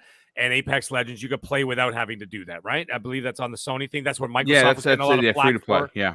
Xbox already has that. It's already free to play. That's been going on for about a year, but go ahead. Yeah, that's I'm good just point. saying that was before. But anyways, the thing is, a lot of those people are playing PS Plus because they're playing Call of Duty. I'm not sure if they're going to go over there to pay for a subscription to just to be able to get God of War and maybe one other game. That's the other thing I wanted to actually bring up, though. Like, sometimes there's only like 2 killer games a year. Is that worth an entire year's worth of subscription service? Unless they're jumping. They're jumping on the service with the other games they're providing, and then if you throw in, is it going to be like Xbox was able to support? get 25 million subscribers in, I guess it took them 4 years. So maybe Hargeet and I are maybe we're overestimating how many people would jump in immediately. It's the same Chat, as let me Xbox know Live Gold people, right? Yeah, like that's Game true. Pass, Chat, like let us Game know how Pass many you think would join within a first year if PlayStation's bangers were a day and date. Anyway, the other option is this is the other thing, is like, why would you even bother going through this unless there's a lot of strong third-party support, right? And there's purchasing games to fill in that time gap. Like, for example, I'm looking at 2022 for Sony for myself, right? And I looked at like the Uncharted thing. I don't count that as a release. I just count that as a bonus of something that I already kind of had. But my 2 big games of the year were Horizon Forbidden West, Forspoken, which is coming out, and that's hit or miss. I'm not even sure if that's going to be great. And of course, God of War Ragnarok. So let's just say God of War Ragnarok and Horizon Forbidden West. That is 2 games for the entire year. Am I going to pay for a subscription for those 2 games? Not 100% sure about the third-party support. I'm not going to do it, because what you can do as an alternative is to not pay for that. You could just turn around and game share with somebody and get the games for 50% off. So you could buy the 1 game and you get 2 games, right? So for $100, whatever, $100 for me, I can get the 2 big games of the year, and I pay for one, someone else pays for the other, and that's all there is to it. And I avoid the subscription. And then, of course, unless they're locking down other third-party titles that make it worthwhile. Like, for example, Xbox is doing right now the MLB The Show 22. No one's talking about it. It's sitting right there. Right, it just came out. Right. Last year they had the show as well, and then they had Outriders in the same week. Wonderful. I played them all in the summer. Okay, it was all indie games that I never would have touched. Raji being one of them, fantastic game, by the way. And then of course the Ascent and all these other games that I played during the summertime, and then rolling right into the fall and Psychonauts 2 and blah blah blah blah blah. We all know that. But the thing is, they kept it exciting and they kept it interesting throughout the entire year. There was every week, every couple of weeks, you see how Xbox or Game Pass always does a little tweet, coming up, coming soon, coming this, coming that. You're excited to stay in the service. If Sony does that in a meaningful fashion, then I could see it happening. But if you're going to do it for 2 games a year, it's not enough to entice people to stay in there on a permanent basis. That's all. Yeah, I mean, like Boom covered really well. Like they gained 7 studios and they've got a bunch of games in the works. They're doing major third-party deals that are exclusive that would go there, even though they're not first party. They would still bring them into the day and date. Yeah, I mean, it could grow pretty big. I put a poll up here. Let me see how it's doing. Let me look at the poll. I can't see the poll. I can see it. I can only see the bottom of it. Come on now. What's it sitting at? It's 32% are saying 10 million. Yeah, Second I can see that's the only part 5 million. Yeah. 20 plus maybe million, 25%. Maybe we overestimated, but the offering could be really great. Yeah, it would be really enticing. Let's see. We got Sweeping Vistas who says, not a first party games day and date, but can you see a bidding war for third party games coming to day and date between PlayStation and Xbox? Absolutely, I can see that. Yeah, 100%. Yeah. And I think that's another reason why there's a race war, a race war. Jesus, an arms race. Sorry, that's not how it meant to come out. Arms race for acquiring studios because because the content war is what I was trying to say. The content war is coming. Right? Yeah. All I can picture is Yoda, by the way. It's like, begun, the content war has. It's basically, it's a content war is coming up. And so what's happening is that you're going to be... Why did your Yoda sound like he was Scottish? Because I've been talking for 3.5 hours, Colt. He's running out of voice power. I'm running out of voice. Mag, I would love to see an overdubbed version of Yoda with a Scottish accent, but still have his same speech pattern. I've gone delirious. I've been yelling for 3 hours. I haven't done that in a long time. Do not. There is no try. Yeah. Anyways, the thing is, it's a content war coming up, right? And then what they're going to do, it's a race to who could buy the most studios to get the most content out there, and that's what's going to happen. So the thing is, what's left of the battlefield? Yes, you're going to have a bidding war between Microsoft and Sony, and guess what, folks? It ain't going to be much of a war if you're going up against Microsoft's pockets. Okay, Lil Wayne said it. Their pockets are so deep, my money has to swim out of it. Okay, so that's how deep Microsoft's pockets are. They're going to win every single one of those battles if they really wanted to. So then you're going to be left with companies like Ubisoft, Capcom. They're the ones going to be sitting there going, "All right, back up the trucks. Who wants Resident Evil 9? You know, or whatever they're going to call it." Or Ubisoft to be like, "Who wants the Division 3? You know, you wanted Sony, you wanted Xbox. Who wants it? Who wants it? Come on. Who's going to pay up the money to get this day one?" And that's what's going to happen. And then it's going to be a buyer's market in that one. And then eventually it's going to be a seller's market because then they can start demanding whatever they want. When people, we shouldn't for content. I could see that. We can't get it twisted because PlayStation had like 8 to 12 amazing games during the PS4, and then Xbox had like 5 or 6 amazing games during the Xbox One generation. So you have to kind of step back and say, how much content is exclusive? It's like, it's such a small amount along all the games you buy. Like I buy 20, 30 games a year at least. And then the exclusives are like just a handful, right? So Mag was right. Like when he first spoke, it's a race to get, it's no longer how great can your exclusives be? That's not good enough anymore. It has to be who can bring more unique content. And the race that he's talking about is a race to buy up studios and get more factory output of exclusives on your platform. And for Xbox, it's cross Game Pass and their devices. And PlayStation has to figure out how they're going to fit into that. They're so far behind that. We're going to talk about Xbox has like these established studios. They're waiting for them to crank out games, but their problem right now is their established studios are having some growing pains. They're having some obstacles. I want to talk to you guys about Undead Labs. They just had a hit piece from Kotaku. Yep. I want to start with Boom because I know Boom has a long history of being dissatisfied with the way the games media approaches things, especially when it comes to Xbox, and they've kind of flipped that, right? Boom. Tell us about what's going on with Undead Labs, where State of Decay is sitting for the third game. I mean, listen. Let's talk about the serious stuff first. Obviously, there were some accusations made regarding, some serious topics, some hot world topics that are going on regarding misconduct, regarding crunch, regarding a few other things. And listen, the hit piece from Kotaku, Microsoft was aware that it was coming, right? Mm-hmm. What was interesting, and it was a very, very long and detailed article. The person that was responsible for a lot of what was going on at Undead Labs is no longer with the studio and has not been for quite some time. Yeah. They did poll a couple, I believe it was half a dozen current workers there, and they said that the culture at Undead Labs has changed. It's not perfect, but it has changed significantly better than it was. And that's great for the developers, because no one wants to work in a place where you're unhappy or you are abused in some way or another for race, creed, color, whatever, or sexual orientation. You want to go to work, you want to enjoy your job, and you want to make a great game. Mm-hmm. One of the things Undead Labs that we've learned from this article is they have doubled in size since they were acquired in 2018. That's something to be said. We've also heard from Collobrial, who said that there's going to be some sort of a parkour system added to the game, and that it is the most ambitious and biggest open world game that Xbox has ever taken on. And that's something to be said. Listen, this series is started out as an arcade game, right?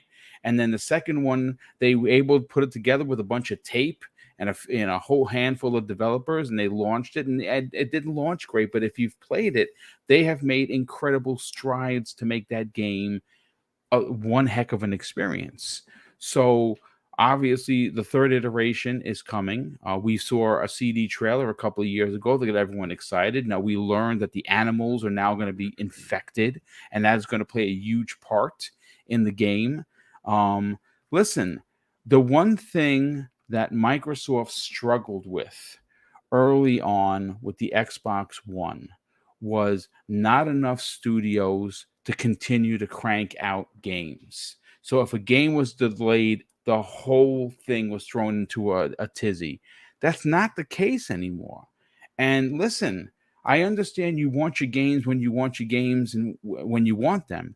But the reality is that we've heard so many complaints from many people. Well, they put out half-baked 70 meta games. Well, if you don't want half-baked 70 meta games, then let that studio breathe. Let them take their time. You have Starfield this year. You got Forza Motorsport coming. Next year, you probably have Hellblade 2. You got Compulsion's game. They have so much content that if State of Decay 3 is delayed an extra year, an extra 18 months, who cares? I want them to delay it. Yeah. The game was amazing. It was a major change and update after a year in 2019.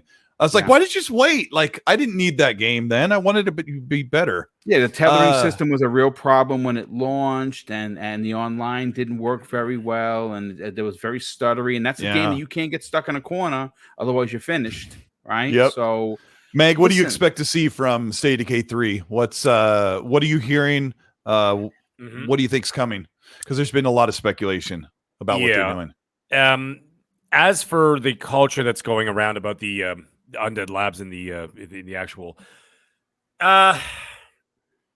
I'm not 100%. I'm not going to speak on it too much because I'm not really 100% sure what's going on there. That could be old news for all we know. It could have been solved. It could be rectified by now. I don't think it's going to affect the quality of the game. I don't think it's going to delay the game any further than it's already is. We got to keep in mind too, I mean, this pandemic situation, I know people use it as a crutch for a lot of things. However, I mean, Phil and Jim Ryan both said expect a lot of delays in 2020, late 2020 and 2021.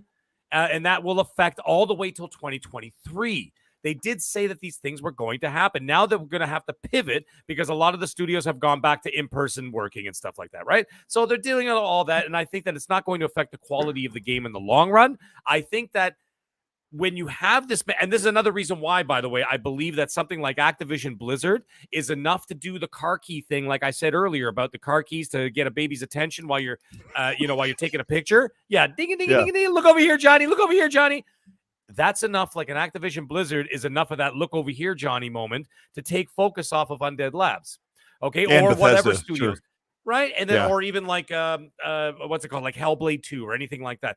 You get all these, and then there's the third party, or there's the global publishing games too. Like Jason Max says, Somerville, Contraband, Indiana Jones. Like he says they're wild card games. We don't know exactly how good or great or if they'll suck or what, but there are other games that are coming in between these delays. Right. And so therefore, that's why you need a plethora of content out there, so that what you can do is that you can plug in that content in certain areas and be able to move things around like chess pieces and say, okay, you know what, this is not ready. You know, like a war table, and you got the dude with the stick, and he's got like little figurines of like guys are going like, let's move the soldiers over here, and then we're going to move the base over here, and this and that. It's the same thing with these games. Phil's probably got that big stick, and he goes, all right, you know what? They're not ready. Let's plug in Modern Warfare 2, day and date in the Game Pass. Let's hope that gets in there, or whatever, right? I'm just making up names. Diablo 4, we're going to push that over here. And in place of that, let's put Hellblade 2 over here because they're going to be delayed 6 months. No one's going to ask about these games if you're getting a lot of great content. That's what I'm getting at. So let's say Diablo 4 hits before Hellblade 2, and it's magnificent. Is anybody going to be, there's going to be that one guy in the back of the corner, he's going to be there, what about Hellblade 2? Be like, dude, we're all playing Diablo. Leave it, like, let it go. Like, let's go. And we're playing this. And PlayStation has Ragnarok coming, and then their first party stuff. Like, you can't really, they don't have anything announced. Like, we just kind of know that Naughty Dog's working on a sci-fi game, plus they're working on maybe another Uncharted or an Uncharted spin. It's kind of a unknown, but there are a ton of games coming. Let me grab a couple supers here. Risky for the Biscuit, thank you so much for the Australian 3. He says PSNow has 3.2 million subs plus 54 million PlayStation Plus. I think 25 million is reasonable. Maybe. Space Novakin, thank you so much, says I think Starfield pushing 5 to 10 million subs to Game Pass. I would say maybe 2 to 5.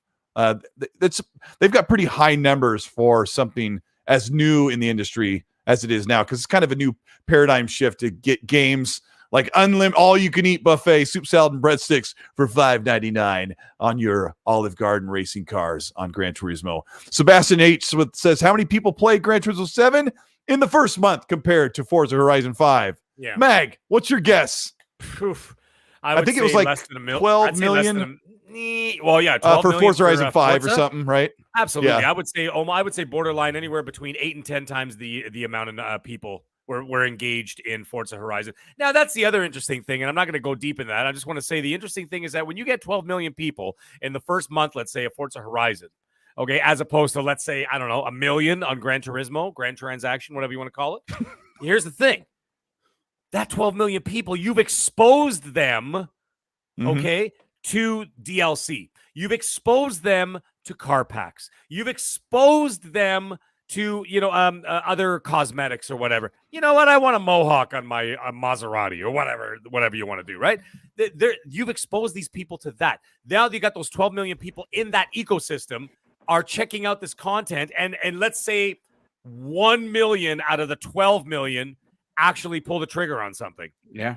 It's better than nothing, isn't it? So the thing is, but when you're starting with 1 million and you're expecting these people to pay $40 for a car or whatever the heck, you're going to get even half of it. You're going to get like 1% of 1 million. Now you're talking nothing, right? So like, it's better to get those people in there. And this, by the way, you want to Tarantino this situation and go from the ending right back to the beginning?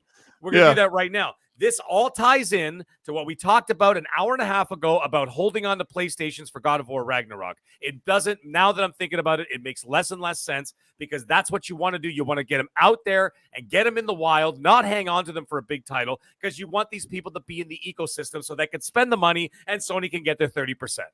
They're going to make way more money if they have a dang console and they have access to the whole library. Boom, how many people were playing Gran Turismo 7 in the first month? What's your guesstimate?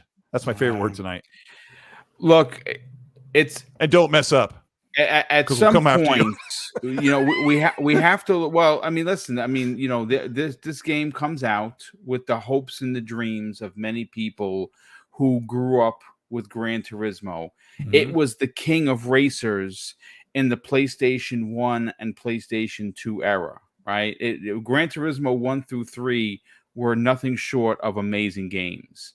They were so amazing that my brother and I imported them because we used to import consoles back in the days. We imported the games because we didn't want to wait. And even though we didn't understand Japanese, we understood, the licenses and everything. And we absolutely loved it.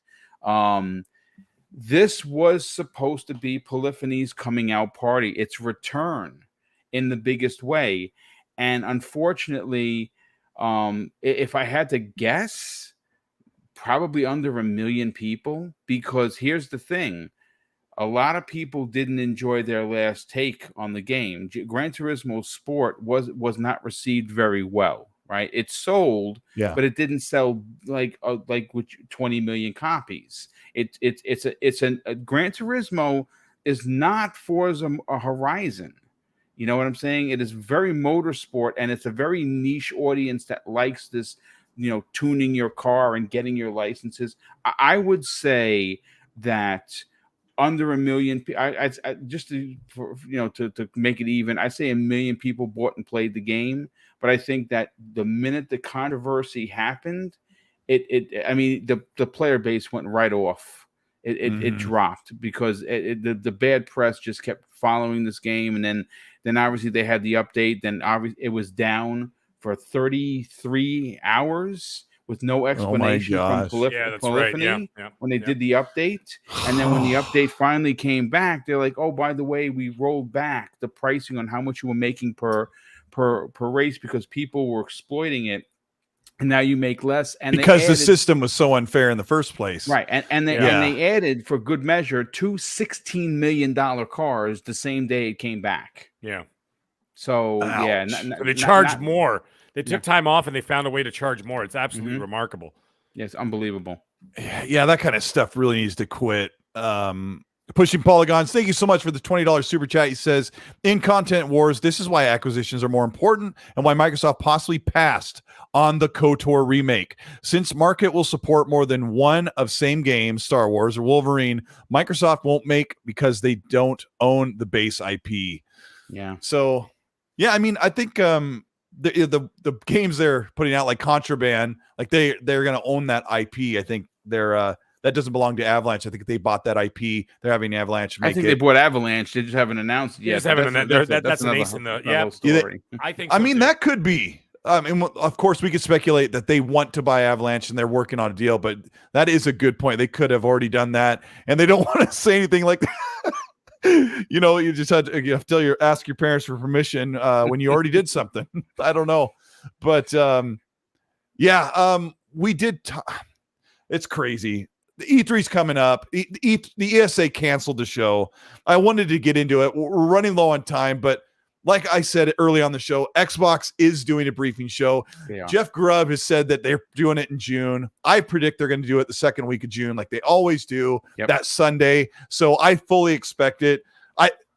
Xbox doesn't care where E3 is. They're going to be there. Mag said it perfectly. They have a theater and they want to use it. So hopefully they'll do that next year. For crying out loud.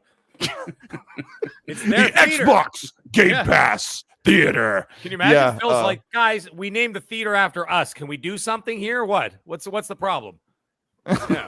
They could rent it out to PlayStation, but they don't come to E3. But I think there's going to be great things. Guys, this has been the X&C Podcast. I'm the host, Colteastwood. Well, I'm trying to be a host. This is a great show, the X&C Podcast, the Xbox Newscast Show. I'm here with the MAGG and Mr. Boomstick XL from Primetime Gaming and Boomstick from his own Boomstick channel. I have in the description, I have their links to Twitter, which will take you to their channels or their profiles so you can follow them, subscribe to them, follow, watch the videos, watch the little things that MAGG does, check out the shows that Boom does. Before I go to Boom, the new kid on the block. We're all old here, but the new kid on the block, the MAGG. He's the younger of the old men. Yes.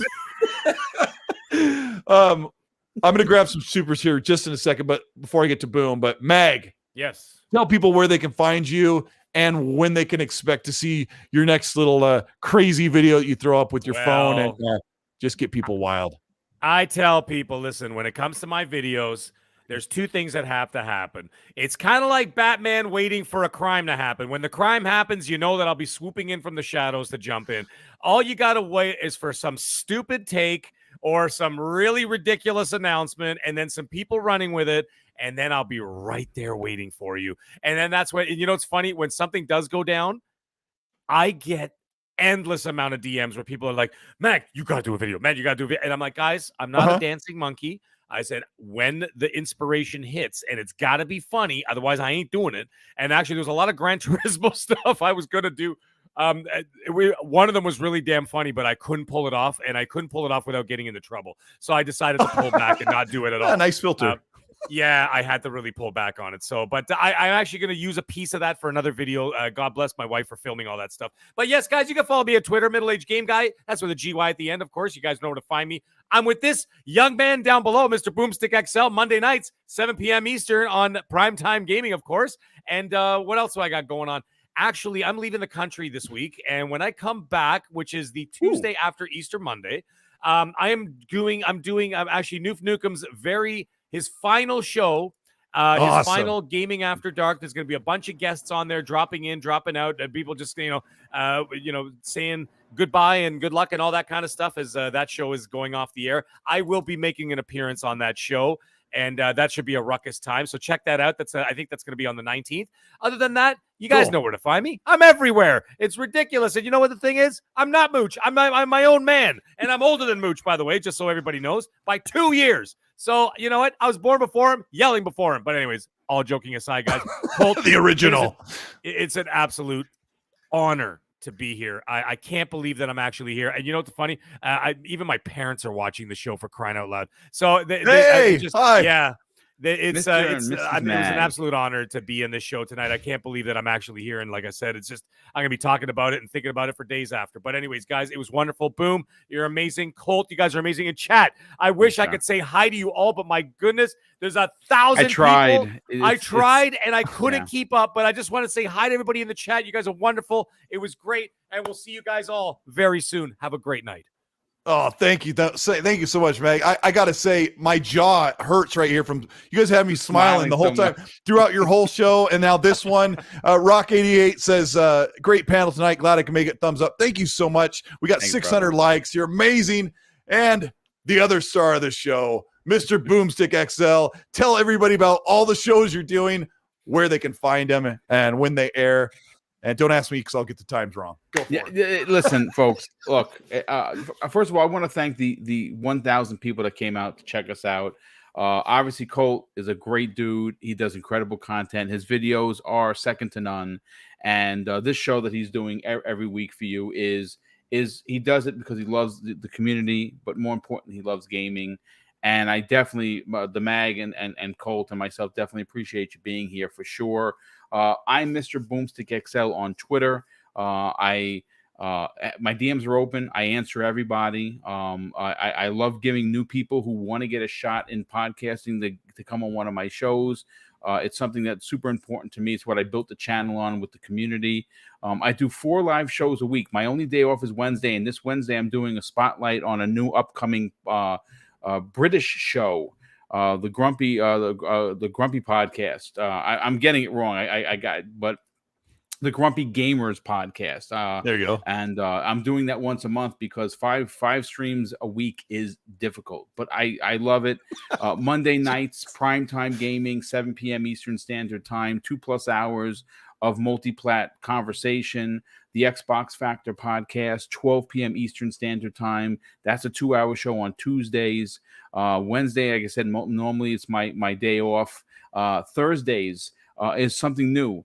I've been doing a one-on-one with some of the industry's absolute finest and some of the community's finest. It's called XVlog Live. This week I have Gaz from Game On Daily. He's going to be bringing this. He's going to bring you the sauce for sure. I've had Randall Thor, Jez Corden. I've had Miles Dompierre. I've had a couple weeks ago. I had Jeff Grubb on. He's a great guy. Yeah, so Grubb's a great dude. And then, of course, Friday mornings before your weekend, Breakfast with Boom, 10 a.m. Eastern Standard Time. And all you have to do is go check out Double Barrel Gaming. Like I said, this year we crossed 10,000 subscribers live on the air during the Activision Blizzard shenanigans over at the Iron Lords podcast, where they had, I think it was 31 guests in a 6.5 hour podcast. Which was thanks to them. Obviously, I crossed the 10K and would love to hit 12 this year. And if you enjoyed the banter, as I said, check out Double Barrel Gaming on YouTube. Thanks again for being here. Have an awesome night, and we'll see you next week for sure. Yeah, thank you. Hit the like on the way out. This has been the XSC Podcast, live on Colteastwood and on demand, audio only on Spotify, Google, Apple Podcasts, Pocket Podcasts. Wow, I can just say that like a machine. But thanks to Anchor for giving me a platform to put those on other places for everybody in such an easy way where I can just get that out there and get the show on demand. It's very, very cool. I'll get timestamps up as I get the show processed. I got to talk to these guys post-show, let them go. They're probably tired. We just did a 4+ hour show. I can't even do the math. I'm so tired. You guys are amazing. We're going to get out here. I'm going to hit the outro button and pretend like I know what I'm doing, like I'm a real producer. You guys are awesome. Have a good night, and we'll see you next week.